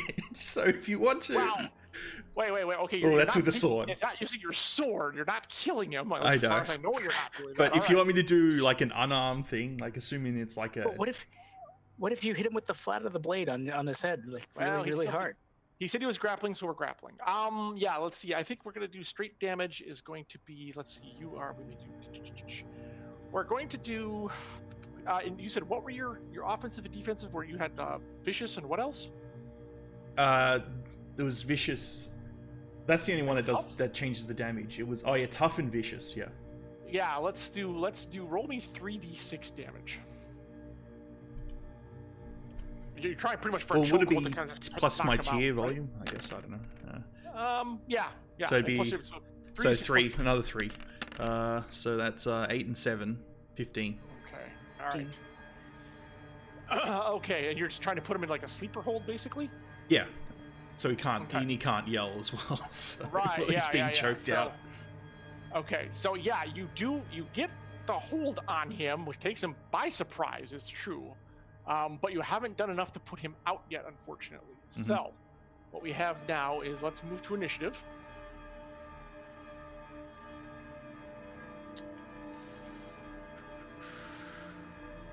You would hear this through the door, Evras. Well, didn't you? You left it cracked anyways, right? Yeah. Yeah, exactly. So you hear what sounds like sounds of a struggle. That is correct.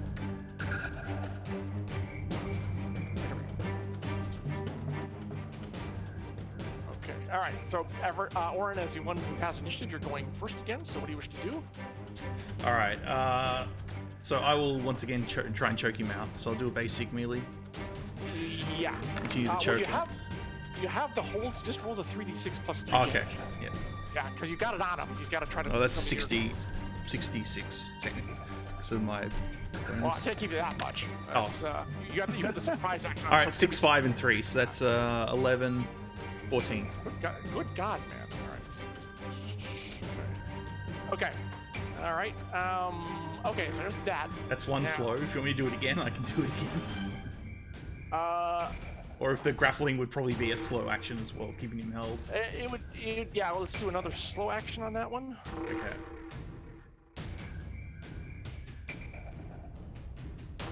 But actually, again, just you have to hold your pretty much. It's once Yeah, it I'm gets- spending my entire turn to do this. Right. So it's another 3d6 again. Yep. Yeah.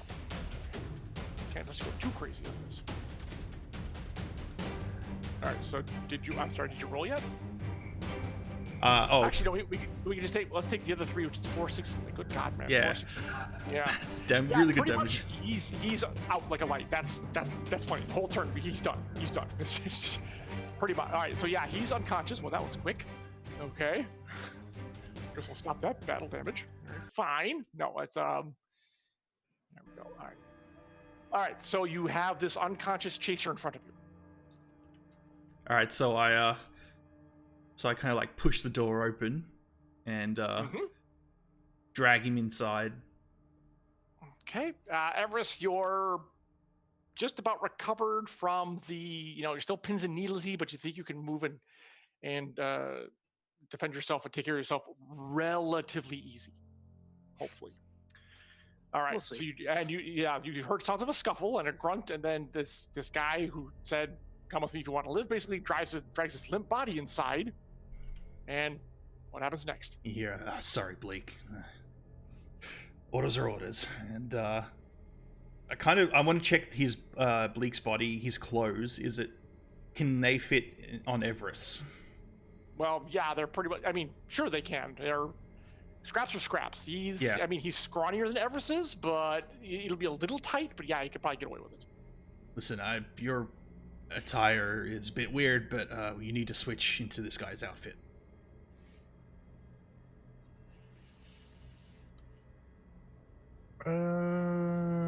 Good, do it. And start taking off the clothes and just like shoving it into his hands. And Everest is looking at him like, I really don't want to do this, but he understands the situation. You're reluctant, but you're like, well, it's he knows what what's going on. And he knows that Ixis is here, so he wants to get out for now and get properly, because since he knows she's here and he wasn't kitted out when he saw her, he knows the shit he's in basically, so he needs to get out. Oh yeah, that was one other thing was the I forgot to mention the power of her delineating that energy into you was also unlike anything you'd ever experienced. Whatever she's done over the past decade, she's only gotten even stronger than you knew her to be at way back when you started chasing her. So yeah, it's crazy bad. So, yep. All right. So he begrudgingly gets dressed in Bleak's clothes and whatever manages to fit his rippled biceps and everything. Yeah, it's really kind of ludicrously tight. It would pass at the most a passing glance, but any kind of closer look at the jig will pretty much be up. Just letting you know that.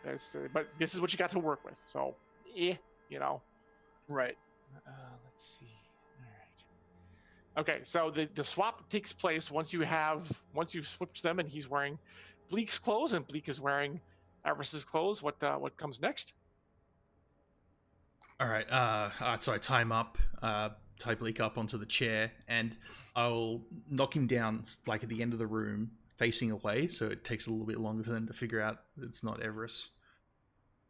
So you're leaving him outside the chair and in the corner. No, tied up in the chair still, but the chair's knocked over and. Well, the chair's bolted to the floor. Okay. You can't move it. Yeah, they've been let's using do this that. room for a while. They've set it Yeah. up that way. It's the best you could do. Okay, then so knock down, just basic ties tied up, Okay. in the corner, facing away. Okay. All right. All right. So you get that straightened up. He's still out cold, so you're covered exactly. All right, what we'll do. Let's see here. Okay. See if I have All a right. quick indoor map if you need one. Well, we can make it up as we go if we need Yeah. to. I just made a new I'm just seeing if untitled I've got page. one set up right now. I don't.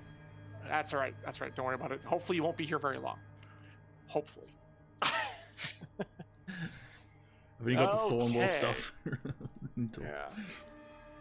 All right. So you got that taken care of.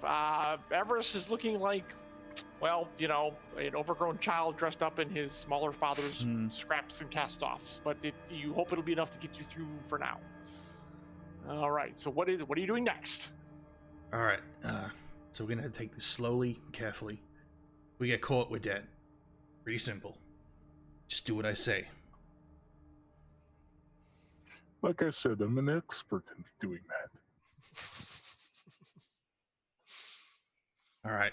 So quickly peek down the corridor, make sure no one is either way.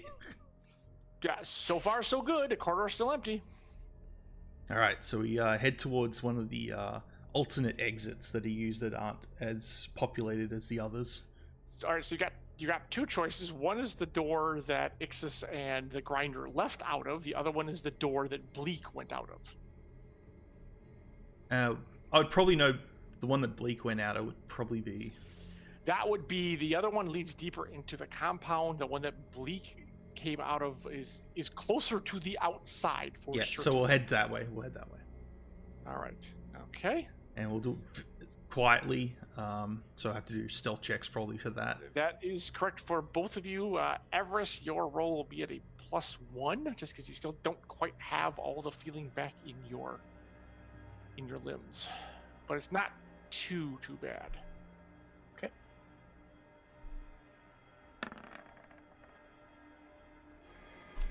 All right. There's a fail. Succeed with a 3. Okay.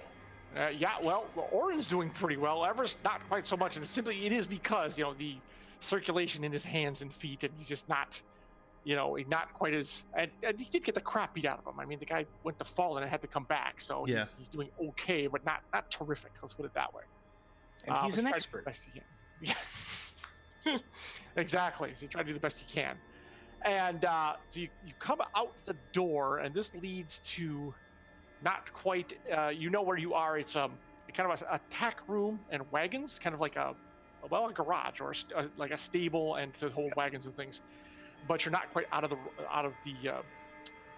the woods yet, shall we say? And I don't suppose you have one of those rooms on you, Sod. No, but I think one of these maps kind of has that. Let me check. I don't think we have. Well, the problem is we don't have any indoor ones. Yeah. But like I said, we can wing it if we have to. Okay. Maybe.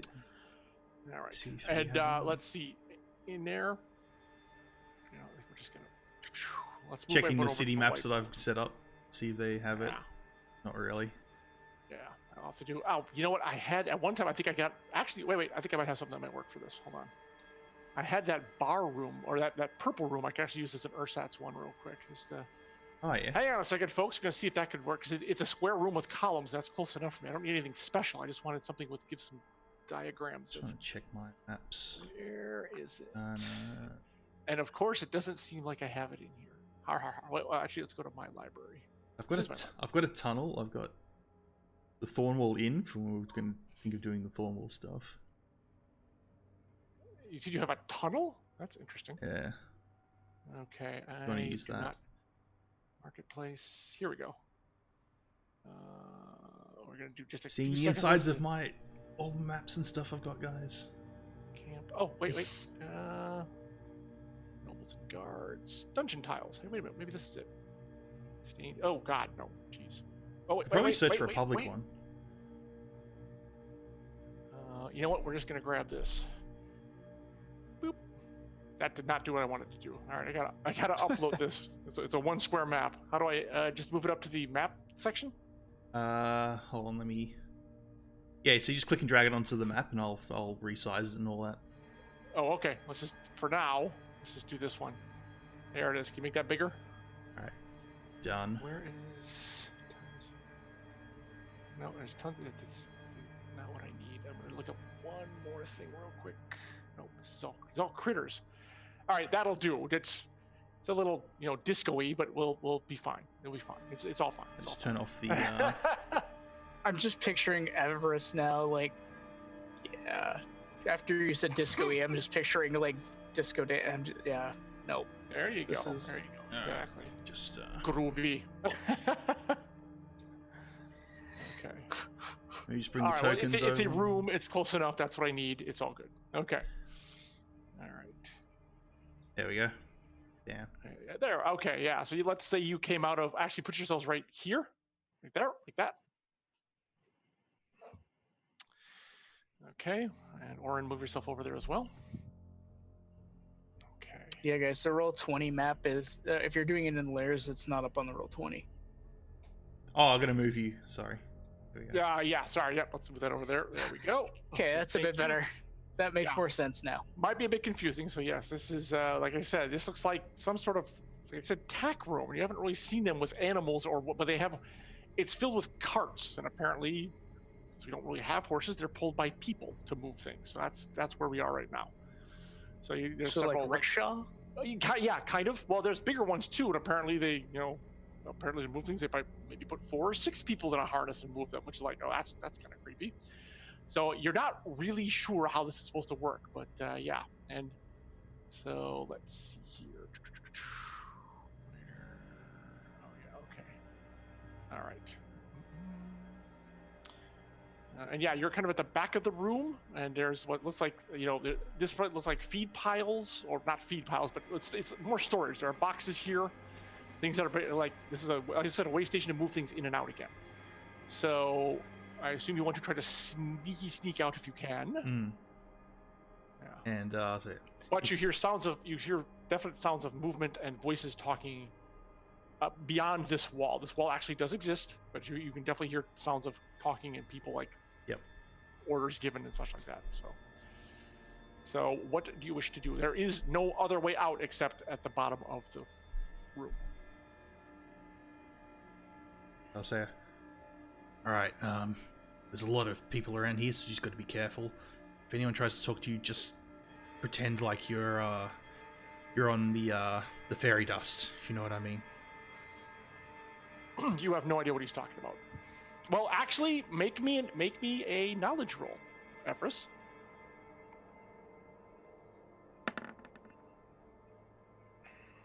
Oh, I made it. Okay, yes, then you do know what he's talking about. He's talking about the pixie drug. The way I'm figuring he would have learned about this would have been, it would have been something like probably one of the formulae in, maybe not one of hers. I'm just trying to think of how he would have learned it, but I was thinking possibly in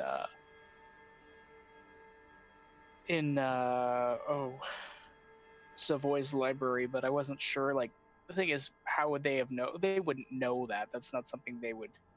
This is not something that's in books, let's put it that way. But because you had that interaction with the woman in the red market is why you know pixie, otherwise known as the fairy dust, exactly. So yeah, so you have had actually experience with this, although you've never been on it. So you're not really sure what that looks like per se, but you can give it a go, I suppose. Okay. All right. So what is the plan, gentlemen? All right. So there's a lot of boxes around. We could probably pick one up and make it look like we're carrying something out. We're gonna be very careful. I will expertly pick up a box and move it out of here like nothing you have ever seen. Okay. All right. So you guys just grab a crate from behind? Yeah, just like some random crates that are small enough to us to carry and kind of like hide ourselves.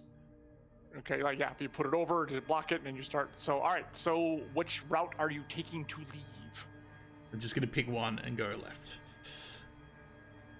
Okay, Evras, what are you doing with this guy? Starts heading towards the front of the building. He'd follow. I mean, it's not. He obviously he's been going this far. He's not about to stray off. Right. Okay. Okay, and you can round the corner, and what you see basically is it looks like 4 street jacks and some other guy you don't really recognize. His skull is green, and he looks like he's ordering, shipments and cargoes or something. He'd be like a quartermaster, if anything, but you don't know anything about him or what the deal is there. So they right now they do not seem to have noticed you. So we'll just like head down, try and go making it look like we're going to drop it somewhere, but then we turn and go straight for the exit, like past the exit. Assuming the exit's like down here. That is correct. Okay, yeah. so we'll go like directly south, and kind of do a long pathway, a long walk around. All right, that's about as far as you get when one of the grunts says, "Hey, what are you doing? We just offloaded that to the back room. Why are you taking it out here?" And it's loud enough to attract other attention. I thought we were loading. We're loading this one in, and then that one goes in the back room. That will be a fast talk check, please. Fast talk. Success with an 8. All right. No. What do you? No, go put those back. Let's see here. Hang on a second. He looks a little puzzled. Let's see, and actually checks a slip of paper that he has. All right, go put those back. You guys aren't even supposed to be here. Hey, Grinder relieved us of covering for that guy. I think the lady may have, Ugh, I don't want to know. Just go put those boxes back. All right. They're not coming out yet. All right, let's go back, Billy. And we head back and like drop the boxes down. Yep. All right. So you're back a little further away from where you started. Yeah, and I'll come back. So I'll look at Evras and go, just wait here a second. And so I'll walk back down to the grunt and Okay. So the boxes are gonna go to the entrance again. Which ones are those? No, we're offloading them onto the airship. They're not ready to be moved yet. Why are you asking so many questions? Hey, I just got put on this duty. What am I supposed to do? You're supposed to keep your mouth shut, keep your tongue still, and wait for orders. That's what you're supposed to do. All right, fine. I'll head back over here then. And just wait until someone tells me what to do. There you go. Now you're thinking right. And he goes over to talk to these two. And I like walk back and like, it's gonna be harder than I thought it would be. Need a distraction.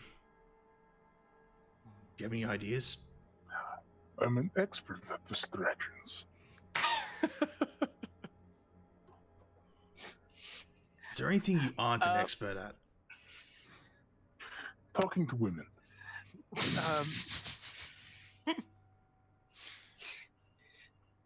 Yes, sir.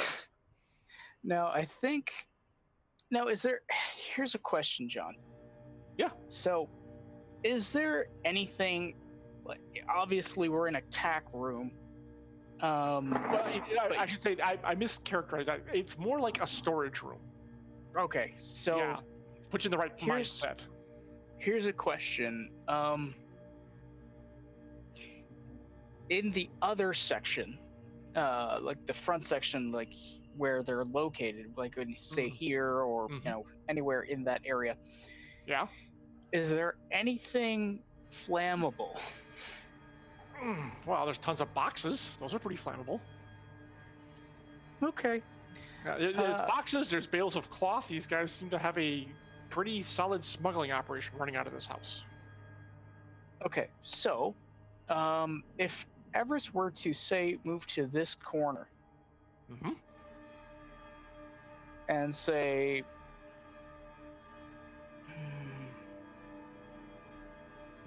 let's still go there. So if he were to launch, I'm just trying to think. trying to line of sight everything too. Yep. But take your time. I mean, they seem to be pretty much totally ignoring you once you've got your orders to stay put until we call for you, basically. Right. But as he's doing that, I think he's going to try and light something on fire, possibly over here or possibly over more into this corner. Which was it? Which corner? The top left, bottom left, bottom left. Bottom left. Okay. Well, you said here or somewhere else. I wasn't sure what your second point Well, was. it was just just a little bit over, like straight down, like in this area. But I thought Gotcha. more over to the left corner would Okay, be more somewhere appropriate. in that area. I see what you're doing. Okay. So All what right. he would attempt to do is probably molten rain. Actually, well, molten rain probably wouldn't reach there, but I mean, I'm It's sure definitely also, out of range. Yeah, you need to get closer. Yeah, I'm sure a mana echoes or something like that would let something on fire. I'm just trying to see. It depends on how you shape your mana echo spell and what form it takes. So that's up to you. So what? I'm just trying to see distance on that one. Oops, didn't mean to do that. It's Pay okay. no attention to the man. If you do the line, 7 you can do square. the measuring ruler. I haven't put this aligned to grid, so just use the squares that are shown. Well, yeah. Just count the square. Exactly. 7, 1, 2, 3. 7. Actually, Get that close. might work. So if he moves, say here, Mm-hmm. that should work. I think, just about. 6. Yeah, just about. Okay. So in that corner. All right, and you said you're basically gonna cast mana echoes to try to light something on fire. All right, I forget what does Everest's mana echoes look like? It's been a while since I've done mana echoes too, so I'm trying to recall what I had said last time. I think it was pretty much like kind of bolts of pure energy, if I'm not mistaken. Yeah, I'm pretty that's sure. what I recall. So we're just gonna use that. It'll do the job. Yeah.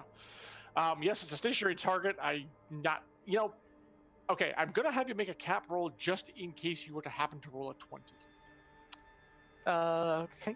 But anything, I mean, it's a 5% chance. What are the odds that possibly happen here? It's also an auto hit, John. Oh, that's true. That's true. You have no cap. Okay, never mind. Yeah, you hit what you're aiming at. So, okay, so you set it off basically, and literally, like as your spell is. That was good. Whoa! Wow. Yeah. That was a good sound effect.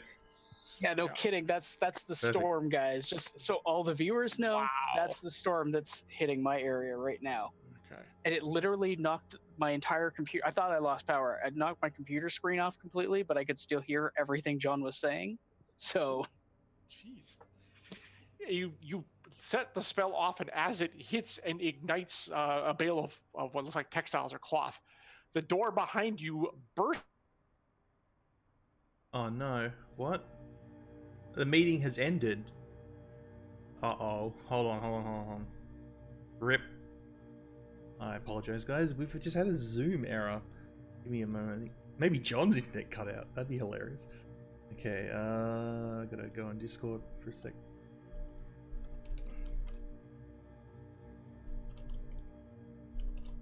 Yep, blame the thunder. That's probably it.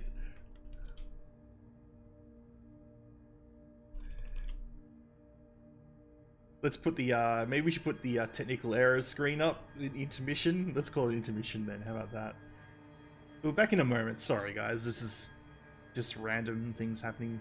So hopefully John hasn't lost the internet, hopefully Brahms hasn't lost his internet, seems mine's okay, thank you. And yeah, we're back, I'll just put it with the intermission and we're back in a second. Sorry guys, thanks for sticking by.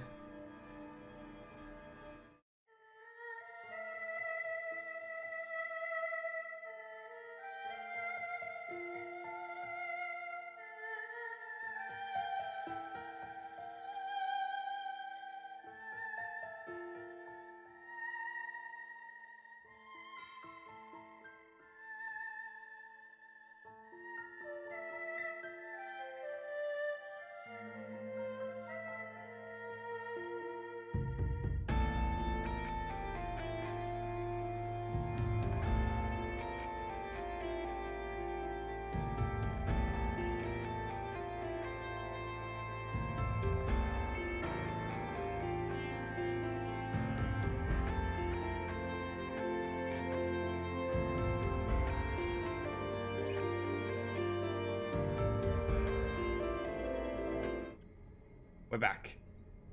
All right, sorry about that, folks. We lost the conference call, was dropped. So, but we're back now, and it perfectly at my climactic moment there, where, as I said, 2 grunts burst out of the back room behind you and said, "The prisoners escaped.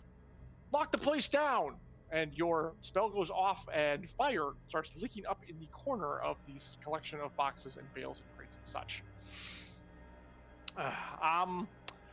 What do you guys wish to do? Since you were kind of sort of prepared for it, you get kind of a surprise round. So I'll give you the chance to take a turn. All right. Quick, let's take out the ones behind us while they're distracted by the fire. And we'll put the turn order up. You want to put the? Yeah, let's. Yep, that's gonna be some combat, exactly. I will add that. And... All right, let's try this for a little bit longer music this time. Damn, that is some thunder. Yeah, it's pretty bad out there right now. Wow. Okay. All right, so let's see here. We got Grunt City. So 1, 2, 3, 4. Whoops, this should be Grunt. 1, 2. This should be Grunt 2. I'm gonna switch him out. Okay. All right, gentlemen. Figure out which order you're going in and who's doing what.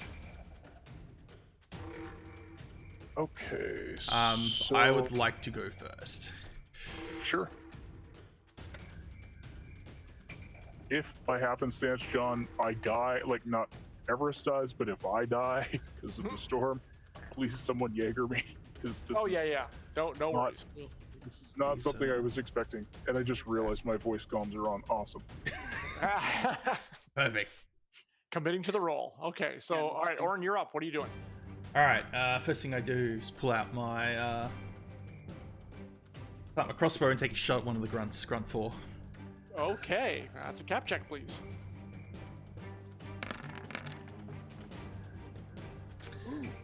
As a penetrating hit at 27 damage. Wow! Ouch. Okay, yeah. I like. Did you? By the way, were you Oren to these guys, or did you come in under an assumed name? I'd be an assumed name. Okay. What was that name? Grix. Grix. Okay. And yeah, the Grunt 4 takes it. Whoa! Like, Grix, what the hell are you doing? That was your slow action? Oh, it's a fast action. Okay. That's a slow action. Oh, sorry, does it say fast? There, my bad. It says fast, yeah. I forgot to explain that to slow. Do that now. This is where when it goes off and hits him. I don't know. It just shut off. I have no idea. It just kind of happened. My trigger safety is terrible. All right, so I'm going to then cast Battlefield Tempo on Evras. Okay, and I'm going to hold a fast action. So Everest, your next slow action is a fast action. Okay. Nice. And you said you're gonna hold your last fast action, correct? Yes. Oren? Okay. So you are done. The grunts are going to move, and they're like, "Hey!" They're calling to Everest. Fleek, help us! He's gone crazy! And they rush up to you, and I need 2 dodge rolls from Oren, please. Okay. These guys are, yes, they are distracted by the fire that's... fail. And... Okay. Fail. Alright, so they're distracted by that. He's coming to see what the hell's going on. 1, 2, 3, 4, 5. Hey, what the hell? Okay, so you're gonna suck some damage. You lucky guy, you. So the first one is 16 minus your toughness. Okay, that's toughness of 12. Minus Holy 12. Crap. Yeah.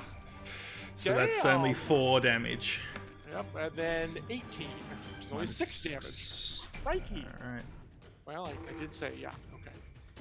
All right. That's where the toughest is. So okay. Okay. Yeah, that was it for them. These two did their thing. He did this thing. You're like, oh shit, what the hell's going on? Everest, it is now your turn. Okay. What I'm going to do is, so my next slow action's a fast action. I will use one fast action to do fan the flames. So I will increase my die type. Right. So and you said, hold on a second, Orin, you shot grunt 4, right? Yeah. Okay. All right. Sorry, fan the flames. Go ahead. Yep. Keep in mind that this die roll has the +2 for the buff for Savoy, so we're gonna have to subtract 2 on this one. Yes, we are. That's true. Good point. Okay. She is not here. So I'm going to go ahead and do Chains of Calamity on grunts 6 and 4. 4 and 5. Oh, is that it? 4 and 5? I can't. 4 and 5. That's fine. So these two, I pretty much these two guys right here. Yes. Yep. Okay. I'm a little zoomed out, so I can't quite. No worries. No worries. Okay. So cap check. 3. There So that's a crit. Ooh, you do a whole boy. 6 damage. Although number 4 looks. Well, wait, John. I remember I did Fan the Flames. It's 8. Yes, that's true. So you kill grunt 4. All right, and with that, I trigger Energizing Victory. I don't think I have a macro for it yet. I was going to put it in, but I forgot. So fast trigger. If an ally hits a foe with an action, the next fast action is a free action. If they killed the target, the next slow action is a free action. Oh my god. So you now have a free slow action. Yeah, this is why tacticians are crazy. I'll make the macro now while I'm doing it. Yeah. Okay. So yeah. So grunt 6 took 8. So I have another slow action that I can use. Yes. So let me just double check. Since I can do that, and the other ones are out of range, I will proceed to hit grunt 6 with a soul strike as a free action. Yes. Yeah, this is a slow. It'll be a free action. That's correct. So you've got, yep. Penetrating for 14. All right. And then, of course, roll your calamity damage, please. Yeah, he is not looking good. That's 1d6. Does that correct? Because my question was because of the. It doesn't stay. It's the next die roll only. Yeah. I wanted to double check. Yeah. Because it says even in Fan of the Flames, this bonus resets if you hit, miss, or have the assault action canceled. So you're back down to d6. What's the command again? It's /RD6.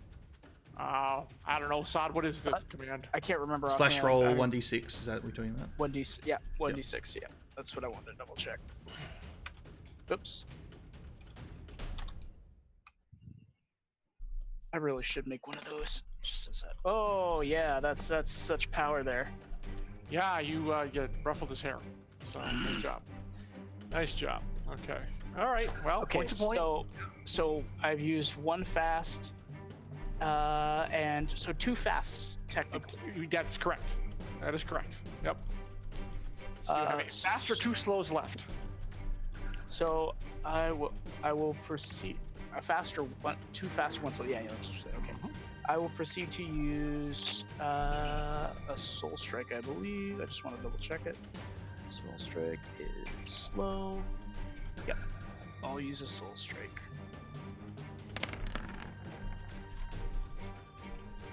Yep. 17 damage minus resistance. No, that's a 10, dude. You penetrated.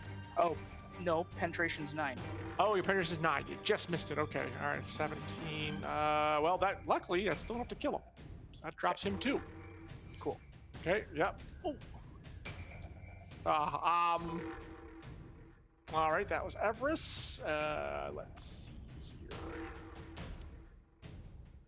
Okay. Unfortunately, he's come up and like, what the hell's going on here? And he is actually going to move to attack.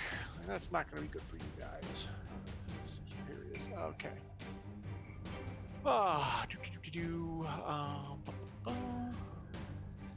This is where you'll hear Everest say, We were expertly looking to put out the fire.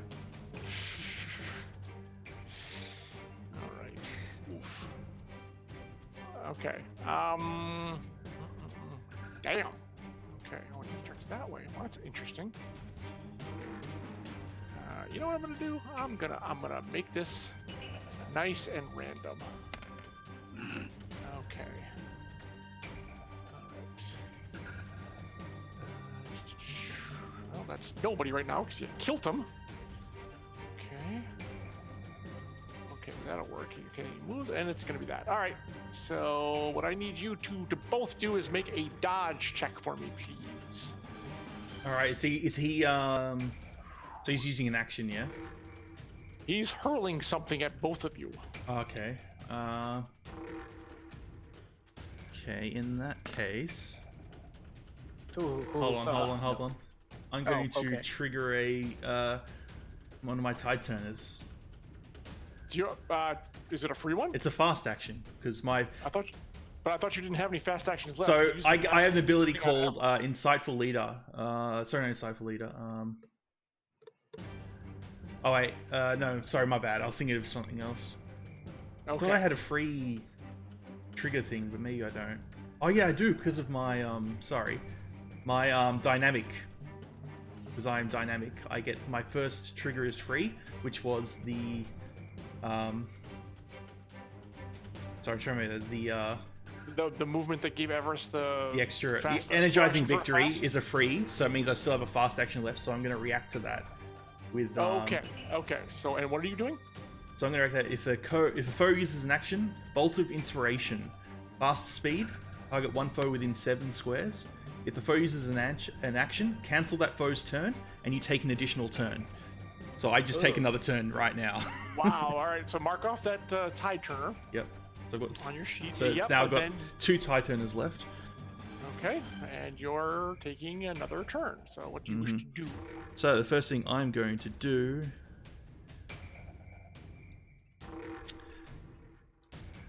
It says cancel their action or cancel their entire turn. Cancel that foe's turn. You take an additional turn. Okay, now.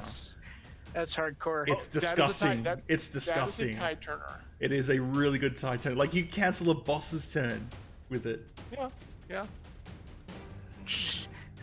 I just refuse for you to take this action. I'm sorry. Exactly. All right. So the first thing I'm going to do is give Battlefield Tempo to Evras again for a fast action. And I'm going to fire off another crossbow bolt at, I'll do it at the Awakened. Okay. And I penetrate for 23 damage. That's 5d. Wow. Okay. All right. Yeah, being vicious is pretty good.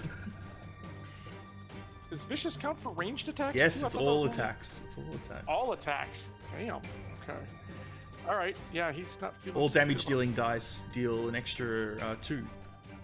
Roll an extra 2 dice. And I'm going to hold another fast action. Okay. All right. So you got 1 fast action held. Yep.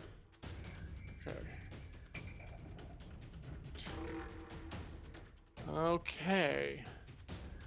Yes, indeed. All right, so that's canceled. So we're at the top of the order again. It's because the turn, Awaken's turn. All right, and I'm happy to So switch Evras and Grunt around. So if you want to go Evras, I'm happy to do this. Yeah, sure. All right. By the way, I don't see myself in the turn order. Oh, you don't? Oh, I I can fix that. I see you here. Yeah, fix that. Yeah. I've got to remove. Oh, wait, I'll just do this because I always forget which one's which. Rock, if you haven't left yet, I don't know where. It depends on how things go. We might be. So it's 50-50 chance, to be quite honest. Okay, so, and I don't see yourself either, Sod. Okay. Well, I don't see Orin. There we go. Now you're good. Go. Okay, so how is the Awakened looking there, John? Pretty healthy. I mean, pissed as hell, but pretty healthy. Hale and hurry. Okay. So what he's gonna go ahead and do is he's gonna go ahead and fan the flames on himself. And then he's gonna go ahead and do a soul strike, I think. Okay.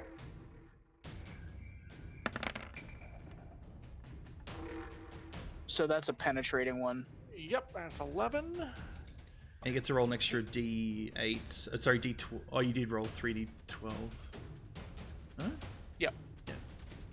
Yeah, that was a pretty pretty. Why does it say? Pretty bad roll. It says Yeah, it was a bad roll. 3772, so that's 14, It's- 15, it's- 16. You gotta subtract the 2, so it's actually 9. Or yeah, 9. But you rolled 3. Oh wait, I'm sorry, I'm reading that. It's 2d12. So you get, so you get to roll a third one because you got the Did you fan roll the your flames. extra damage die? Fan the flames, extra damage die. Fan the flames. It's a doesn't it go up to a it goes up to a d20? No, what does it go up to? Because it's a d12. It'll go up to the next highest So type. D20. That is d20. Yes. So 2d20 technically you get to roll. right. Okay. So let's try that again. Okay. That's gonna hurt. Theoretically, it might hurt. In theory, if you come on, now this is where all those bad rolls come into play. So roll 2d20. Yeah. All right, 20 damage, Okay, not bad. decent. 20 Above the damage. average, yeah. I didn't like that at all. Didn't like that at all. Okay. All right. So that's 2 fast actions. Correct. This- And then I got another slow. Yep. So what he will do is then he will go ahead and I think I'll do another chains on him. Because then I can. Thanks, Rock God. You too. If we're still here, have to jump back on. If not, take care. Have a good night. Okay, so that's a hit, not penetrating. So Right. but it's 5 piercing damage anyway. Exactly. All right. Yeah, you're whittling them down there. And the good thing is, every time it gets targeted by a spell, it's 1d6. Yeah, exactly. Okay. All right. Let's see. So that's your entire turn, right? And That's it. I'm going to, with my fast action, trigger, because he hit him with Chains of Calamity. His next fast action is a free action. So, if you have any fast actions you'd like to cast as a free action, Oh my. Okay, hang on a sec. Let me see here. Probably a Mana Echoes would actually do. If that's the case, let me just double check. I want to make sure that's fast. I'm pretty sure it is. Yeah. It is. So we'll go ahead and just do a Mana Echoes. So it's an auto hit, and it's 13 versus resistance. -2 though, because it's Minus the 2. So 11. Yeah. Okay. And then we're gonna roll the 1d6.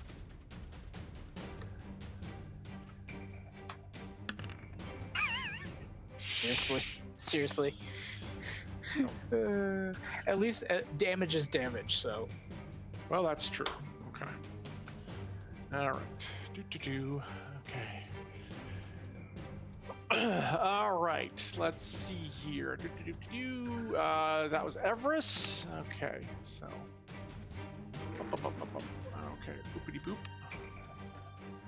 Okay. So what we need to do is the grunt's turn. Bad moves 2, 3, 4.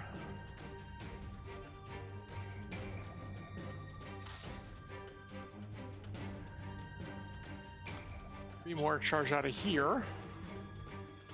This one's gonna go up here, and at the shout of the Awakened, who's getting the crap beat out of him, these two are also gonna come up here on you and you. Bam. Okay. Let's see. I need dodge rolls, 2 from Evras, 1 from Orin. Actually, you know what? 1 from Evras, 2 from Orin. Thank you. all right. They're targeting the bigger threat right now, although Evras is doing a pretty good job with his pesky fire fan the flames nonsense. I think that was Everest missing, correct? Yeah. My miss. Okay. All right. Let's just do your dodge rolls too. Oh, he got one. Got 1. Is that 2? Oh, that's Oh 2. my God, you got both of them. Unreal. All right. Everest is gonna take a smack though. Yep, sure am. It's what he does. It's all he does. Well, light people on fire too. Yeah, you know that. Okay, 15 minus your toughness. So 11. All right. Ow. So I'm at 11. Yep. Okay. Let's see. That takes us to the grunts here are going to move on the next round. I'm not going to be that cruel. Orin, you've got You, by the way, Orin, I do wish to tell you that you are off guard right now. I understand that. Yeah, so you have a -2 to your dodge, and there are reinforcements coming out the door. So, I mean, you know, I'm just letting you know this is what the situation looks like. You guys have been holding your own quite well, but eventually, you know, the problem is there may be inexhaustible chasers coming. So, how you get? But it's your turn. What do you wish to do? Okay. Sorry, I'm just figuring out my plan here because I do have a plan.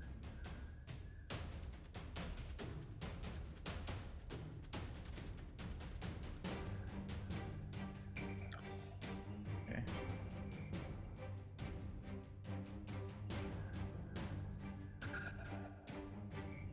All right. First thing I'm gonna do is move. I'm gonna move 1, 2, 3, 5. Trying to think of the best position I'm gonna move this because this is gonna be a tricky spot. So if I go there.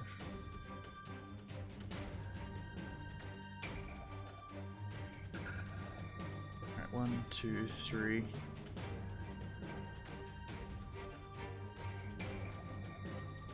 Yeah, I'm gonna go all the way down here. I'm gonna do the full move of 5 squares. 1, 2, 3. Yeah. All right. As you do that, I need you to make 2 dodge rolls, and your dodge, of course, since you're off guard, is at a 2. Jesus Christ! Why should you just play Orin? There we go. There we go. Even then, still. The range of him. Yes. Even then, 50% is still pretty freaking good. Yep. That's All right. However, as you go, they need that because they have this. They're both taking swipes to you as you try to duck out of the way. You still take 18 minus 12. Incredible. So you take 6. All right, you're all the way down there, leaving poor Evras in the corner and surrounded by tons of grunts. Wait, is that the right number? 1, 2, 3, 4, 5. Yeah. Okay. 1, 2. Yeah, you're good.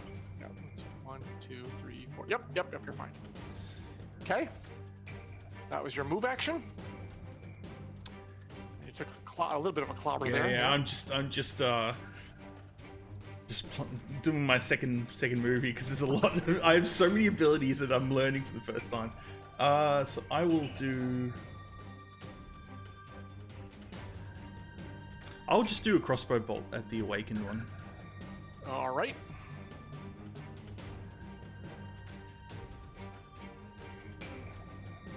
Make sure. Yep. Okay. Yep. Just a crossbow bolt at the awakened. And I missed that time. That is a miss. Unless I use my ability. I mean, like, I'm gonna do it. Decorated General. Do I have it here? Okay. +2 willpower, and you may alter one roll from any combatant by +or -4 once per encounter. So I'm gonna do -4 to that, which puts it to 13. So it's an accurate hit. It's not penetrating. Right. And it deals God, 31 minus toughness. Jeez. Okay. Yeah, he felt that one for sure. Ow. Son of a diddly. Okay. I believe that is you moved and you shot. That's your entire turn. Mm-hmm. And for once, you don't have any damn actions left over. Okay. Correct. But it is the top of the order. Oh, wait, nope. Actually, the Awaken gets to go this time. Yes. Because you can't cancel him. All right. And yes, he is going to very pissily lob something at you. Make me a dodge roll. He's lobbing it at me? Oh, hell yeah. Okay. The guy who put a crossbow bolt in his gut? Sure. His grunts can take care of his other goon. I'd succeed. Right. Unless there's some kind of unbelievable. negative. I should play Orin. Orin is nuts. Yeah, okay. Well, so he misses. Let's see. Roll me a D. 1, 2, 3. Roll me a D8. What's that? An 8. 8. Okay. Well, that's still gonna not be good for you. So he threw something and he missed it. He underhanded lobbed it. The bad news is though that give me something here. Freehand. These. Oh, there. All this, including the corner you're at, by the way, is now on fire. As this, some sort of incendiary grenade explodes near you. And unfortunately, that means you are also on fire. Does that stay? Does that area stay on fire? Yes, Okay. it does. And that's unfortunately for you, good sir. It's a D20 roll. Oh, I rolled a shitty 6. Is that minus toughness or resistance? That is your willpower. Willpower. So I take no damage. So my willpower is 9. But that condition stays on you until it's removed but I am into burning. combat. So you are now on fire. I just want to make sure you're aware of that. Okay, that was action number 1. Let's see, action number 2. He's going to do this because holy crap. Ow. And let's see where no, these guys are all fresh. Okay. Okay, number 3. And then Evras, make me a dodge roll, sir. So he's attacking? He's attacking Evras. Okay. I will invoke my second Tide Turner, which is a free action to trigger. Okay. If the hero is a target of a foe's action within 7 squares, and that's within 7 squares, cancel that action of that target, and you and the other hero swap places. Wow. So Oren and Everest swap places. And you hear Oren go, "This is your chance, kid. Get out of here." Wow. Okay. Everest, I need you to make me, let's see. I will give you a surprise roll. Make me an acrobatics check to avoid being lit on fire, since it did put you into a square that's on fire. Yep.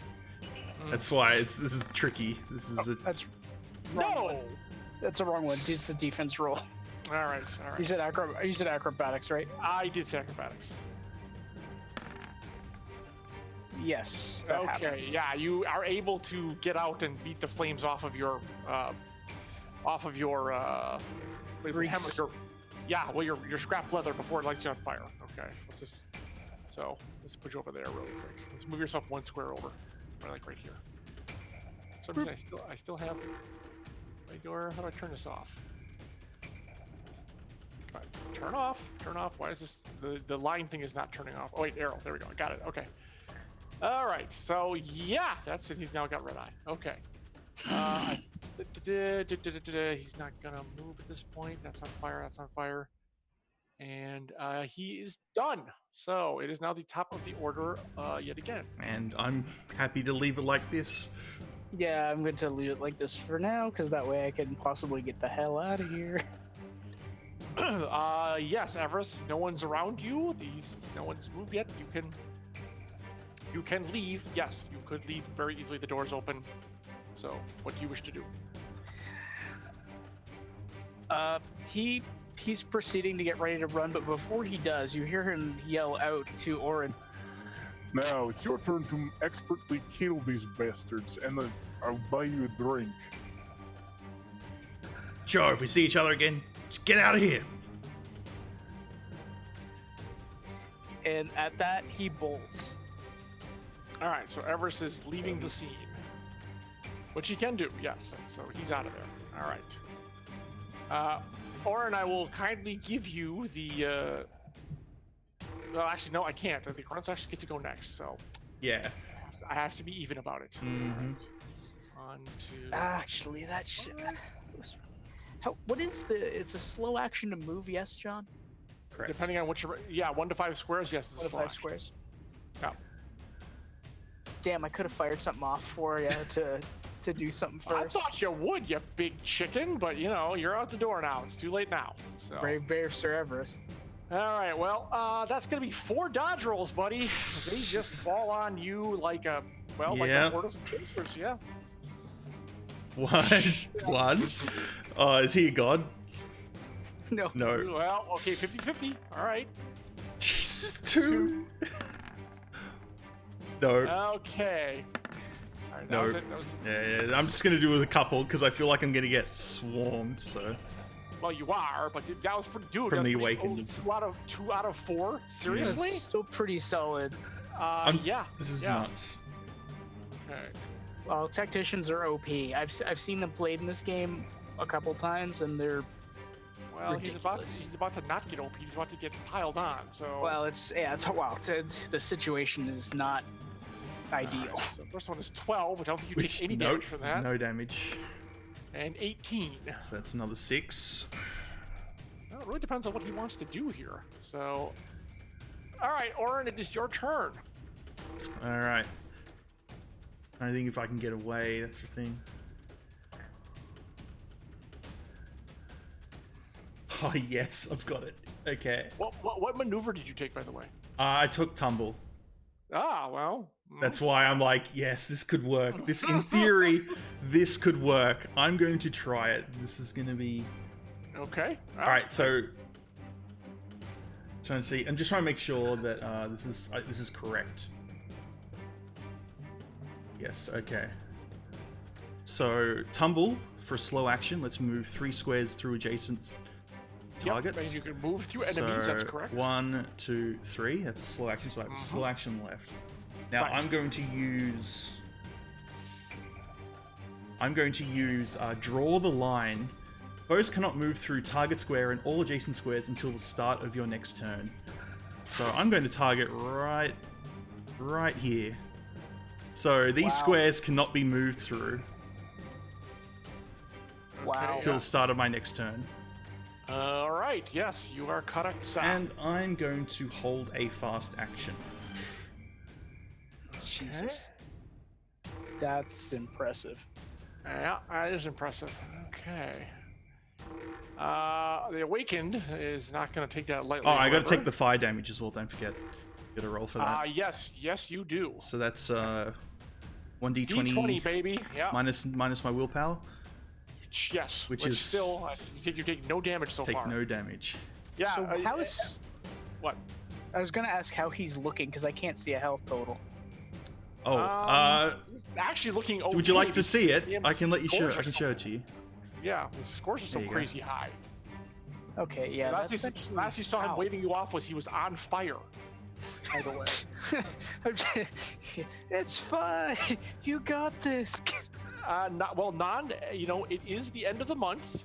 So, yeah, it doesn't roll over. So, but let's see if Orin gets out of this one first. He's got a couple dodge rolls to make. The Grinder's coming after you again with more of these crazy... Hold on. So, am I going to get attacked? That's the question. Yes, you are. Awesome. So, First are you attack. doing? If I'm using my last tide turner, Bolt of Inspiration.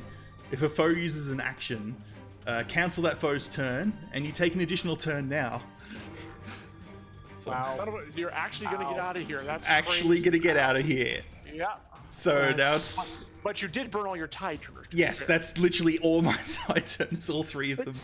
But still, look at that. Look And at that. You slow action. I mean, like, this is his literal job, is to do this, to get in and out of areas. He's trained for this, so... All right, so I assume you're... 1, wait, 2, 3... Yeah, sorry. 4, but hold on. Tide turn is a slow action, right? No, it's a fast action. I held a fast action.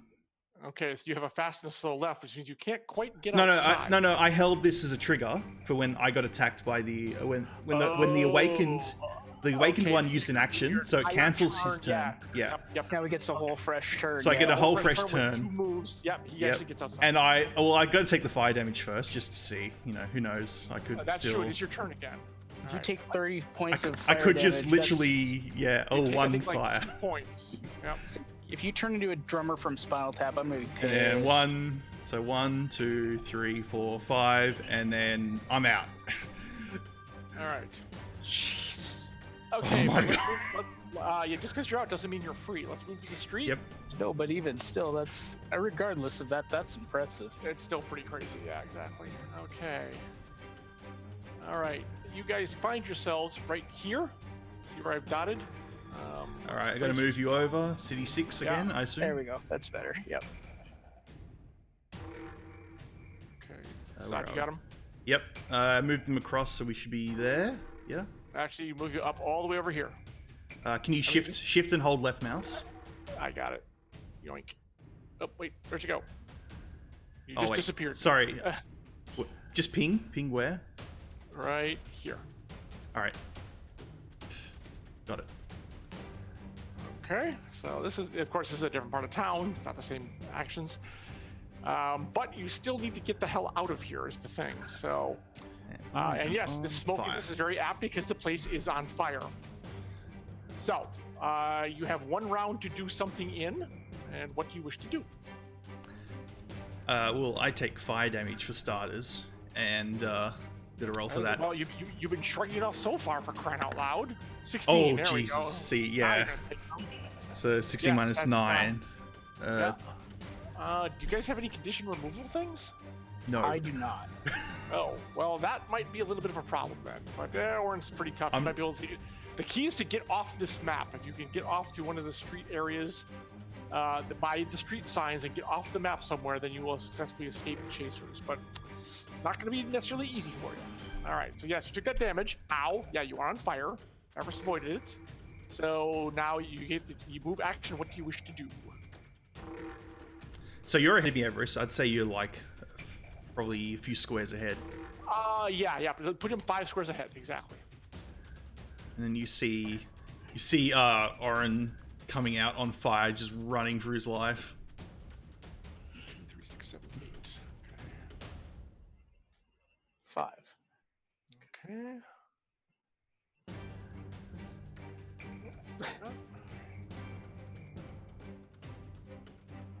Just don't mind these guys. Just getting them ready. All right, and Orin, you can go. No one's come out yet, so you have your chance to take your turn. 1, 2, 3, 4, 5. So I'll go.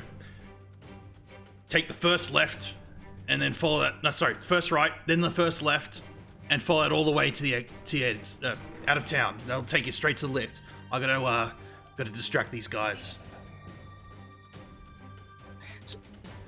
Just do what I say. Go. The first left, and then they're out. Wait. First right, first left. Just follow it all the way. All right. Okay, so where I'm going out of character is around here. When you say first right and first left. From where you are, like as you're running out. And I'm going to use my fast action again. Sorry, my ability to block the area. What was it again? Draw the line. Just to hold them off. And then I can move back a square as an extra fast action. Yep. Okay. Boink. All right, so you're blocking this So one. I pretty much like block Yeah. all of this. Yeah. Oh, you're doing that one. Okay, right. Okay. Yeah. Okay, but the Awakened still gets a chance to take a... He's got these damn grenade things he keeps throwing at you, so... I need 2 dodge rolls from you. Alright. From me. No and no. Okay, so... This is going to be a problem. The first one... Yeah, it's going to be a problem. First one, once again... To do... Let's see, what was that? Hold on a second. Ow. Yeah. And a bright explosion lights up the night. As you take... Wow. No unbelievable. 7 damage even with everything. However, you take another stack of burning as all this around you lights on fire. The alleyway, the building, this building. Oof. So now you have 2 D20 stacks of burning on you right now, which I think is the maximum anyway. So luckily you can't go any more. Lucky for you. But that's not going to be very good if it keeps up for long. No. All right. And then the other one that you failed is... Second. 20 damage minus your toughness. Minus. And a crack of cold. You need to make me a willpower check, please. Oh, yeah, willpower check. And I pass it. Okay, you do not take a stack of chill, which would have... It's funny, fire and ice at the same time. Yeah. Yep, chill would have -1 actually each round, but you don't have to worry about that because you made your save. All right, that's initiative again. So we have, is the order staying the same, or are you guys doing any changes? Can I see the turn order needs to be refreshed for me? Okay. Yep. Sorry. Sod, can you take care of that, please? Do you see it? I see it. And with everyone on it? I just see myself. Okay. I don't know why that's not coming through for you. It's weird when you transfer over to different layers you know and what? maps and stuff. I'll do it. Hold on. just realized my camera's froze. I got it. There we go. Grunts on. There we go. Okay. Okay, cool. There. All right. Okay. Okay, so first, right, so I'll do... because I can't really do anything to slow them down. And that's the only problem with me, is I'm not really going to be able to do much. 1, 2, 3, 4, 5, and when you said the left, did No, you the mean first this right left? and the first left. First right and then the first left. That's what I said. Well, that's left. That's left for me on my side because I'm staring at my screen. That's a left. Wait, you're Right is this. That's down to the left to me. Is that are you mirrored or something? No, with Evras facing this way, going the way he was his left, dude. Oh, you said, I you did say said first right, first left. Yeah, first right. So you're going the wrong way, Evras. You want to correct your? Yeah, correct your... I would like to do that because I meant to go the way he was saying. Okay. Yes, which would be correct. All right. All right. So where are you? Position yourself to be. Well, here's where I was. So we'll go 1, 2, 3, 4, 5, and Okay. that's first slow, second slow. 3, 4, 5. Right. Okay, let's see. The grunts really, since they can't pass that, there's nothing they can really do. But this one starts climbing up here. And these two are going to go 1, 2, take the rest of it to get up there. And these are going to go 1, 2, and up there. This he can't make it over there. He's going to go here and here. And actually, no, these two are going to stay and see if they can get it. But they're impassable. Okay. And that's what we have. Oren, your turn. Burning damage. Yes. 2d20. You lucky duck. Okay. Ow. 23. All right. So You do. Actually, is no, that it's total, just like put 23. together, or is it? Yep. All right. Yep. So Nope, 20... you don't get rolls in it minus your. that's actually just enough to take me out. So. Oh. Yes. So. Okay. Everest, as you're going around, I'd say as you're going around this corner, you see Oren run out to here and just like collapse from the burning. Yep. And just see him. Oh, dude, it's piercing damage. Yeah. Ow. It's you don't get any resistance against it. Oof. Oh, okay. That's what hurt. Yeah. But you saved his ass. Mhm. Yeah, unfortunately. Basically. Unfortunately, he goes down. Boom. Okay, I'm gonna assume this ends with you out of action because I can't see how it would still keep going. Or did it say till the beginning of your next turn? Sorry. Sorry? Oh yeah. End of No, my hold- turn. hold the End of my line. turn. End of my turn. Oh, okay. Well, at the end of this turn, it's gonna be gone anyway. So, all right. Yeah, he just stumbles out on fire, and that was okay. That's the awakened, and he's like, got him. 4, 5. So you're not. He just. Actually, no. He's not gonna be crazy enough to plow through those. Get him. And they're like, we're gonna go this way, because this is still on fire, by the way. So they hit the roof this way. Actually, they can't go yet. They were staying waiting for him, so they can't go to the next turn. So yeah, you're not out of the woods yet, buddy. Yep.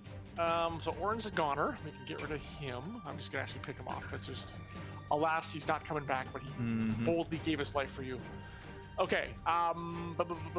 So we're gonna go awakened, but he can't do anything. 1, 2, 3, 4, 5. Okay. All right. Everest, top of the order. It is you. He is running his ass off. Yes, I think there's no way they're going to be able to catch you, even if they go down. Yeah, okay. I'm just going to cut this short. You are going to do 10. You're going to make it because you have these buildings in front of you. And yeah, you're going to be able to get out of here. There's no way they can catch you just moving 5 squares. Even if they doubled it, they'd have to go down here, through here, over here. It's not possible. Yeah. So yeah, you did see him go down, unfortunately. And unfortunately, poor Oren's not coming back from this. And you managed to escape. Yes, you do get out of there. Beat feet out of Gelspar, and you make it out. And where do you plan to go back after this is done, good sir? Well, there's only one safe place he really knows about in all of Adriel right now. That is correct. That is correct. Okay. All right. And you stagger back to the Vinoy household, I take it. Yeah, Savoy's household. He makes it back. He does. He does. Beaten, bloodied, bruised. The guards look at him, they look at you askance, but they recognize you. They know who you are, and they let you in. And Savoy's sister. Actually, let's do something a little bit more apropos. Let's see. Something not quite so dangerous.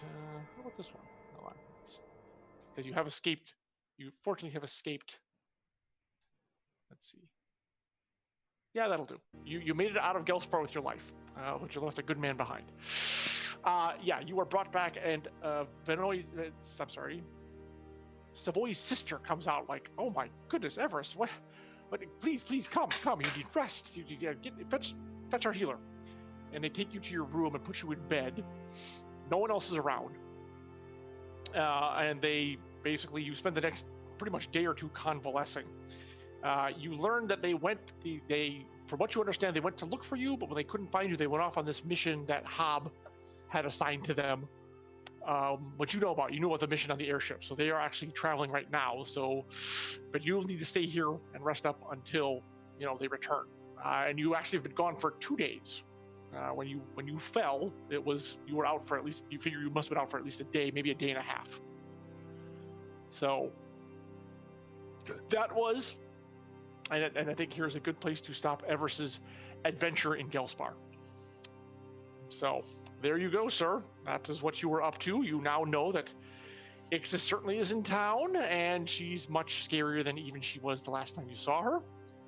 And if anything, I think you've got even more of a mission to come after her than you did before, if that's even possible. Yeah. Pretty much. So, all right, Saad and Brahms, thank you both very much for doing this special one-shot. I really appreciate it. Cast, get some love for the guys. Gentlemen, Let's start with Brahms. Tell people who you are, what you do, and where people can find you next. Yeah, my name's Brahms. You'll see me here, part of the Ember crew, doing this sort of thing every other Thursday. Granted, it's been a little bit tumultuous this past month, but that's life. But hopefully we'll be getting back onto a more regular schedule in the coming months.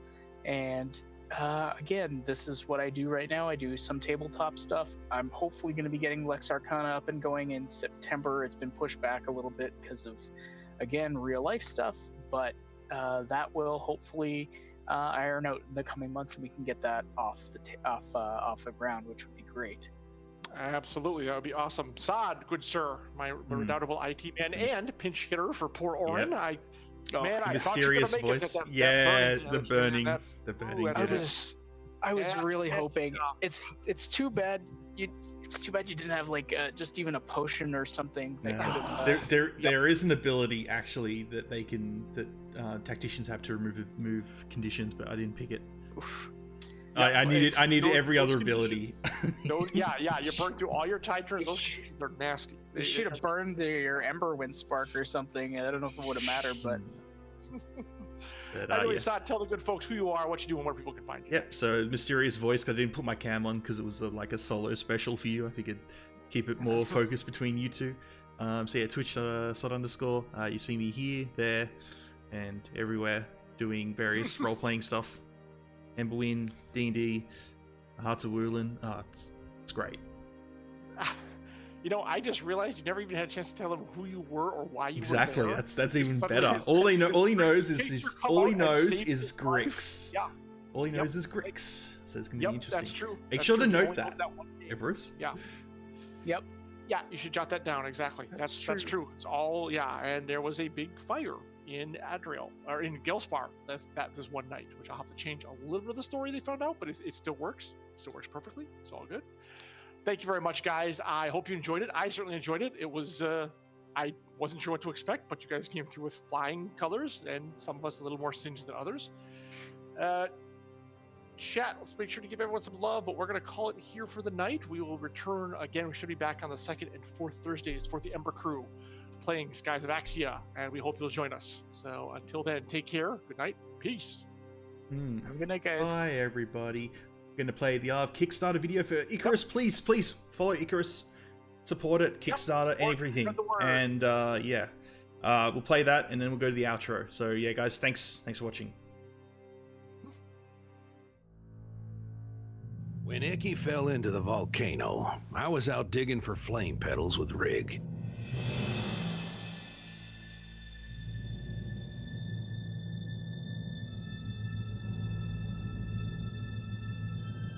So, where'd you fly from?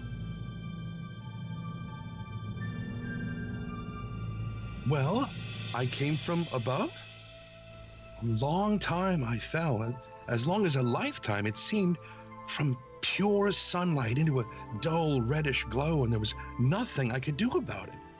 I saw mountains and rocks lit in dull red, and as I plummeted ever downward, I began to feel a slow, relentless heat building. I remember a flash of light, and then falling, and then hitting something on the head, and lots of blue light. And then waking up here. That kid knew how to make an entrance. In 2014, speculative fiction author Gregory A. Wilson and Silence in the Library Publishing teamed up to run a Kickstarter supporting the publication of a new graphic novel, Icarus, the story of a young man with wings who falls into the heart of a dormant volcano and the creatures he meets there. Icarus has great powers, but remembers only his name, and accompanied by Jelinek, a flame petal prospector, and Rig, a two-tailed lava-resistant creature known as a solar, the winged outsider must set out to discover his identity and purpose. 2 years later, Icarus was released to the world. But this was only the beginning of the story, and now the tale continues.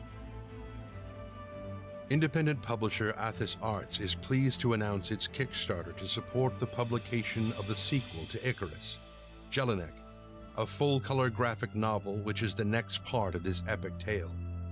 New friends and enemies will be discovered, new threats and challenges to the heroes exposed, and secrets both new and old revealed as the question is answered. What is Icarus's destiny, and the destiny of the world to which he has come? Accompanying Gregory Wilson's emotionally resonant story is the extraordinary art of Attila Fabio, who has worked for IDW and other prominent comic publishers. In addition to the work for Jelinek, Attila will be redoing the entirety of the original Icarus art, along with an updated cover. Stretch goals like original artwork, access to the original prose novel, and audio material will be added over time.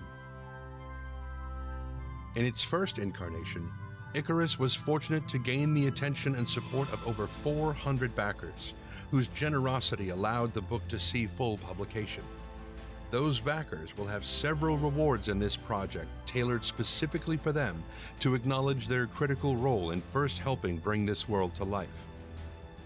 We also welcome the backers from Gregory Wilson's other previous projects, including Tales and Tomes from the Forbidden Library, Emberwind, and others, plus the backers from Silence in the Library and Athos Arts' previous projects. But whether new to their work or a previous supporter, the author, artist, and Athos Arts are all enormously grateful for your support of Jelinek. Much of the artwork for this project is already completed, and lettering and layout has already begun. But to truly realize the vision of this story, one final component remains: you. In 2016, Icarus asked a fundamental question. What is our purpose, and what will we do to discover it? In 2019, Jelinek will provide the answer. Join us in that journey by looking at the pledge levels, supporting the project, and spreading the word. And thank you. Together, we will draw from Icarus's past and learn about his future.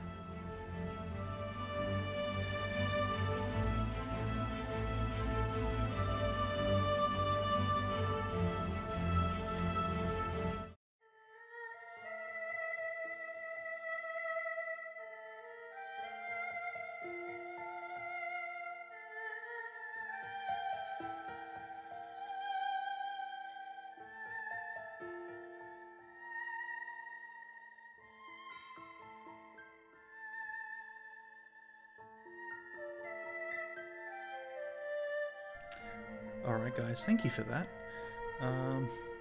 I should probably lower the music a little bit so you can hear me. Oh, Aries, Fire Snake Aries, thanks for the host.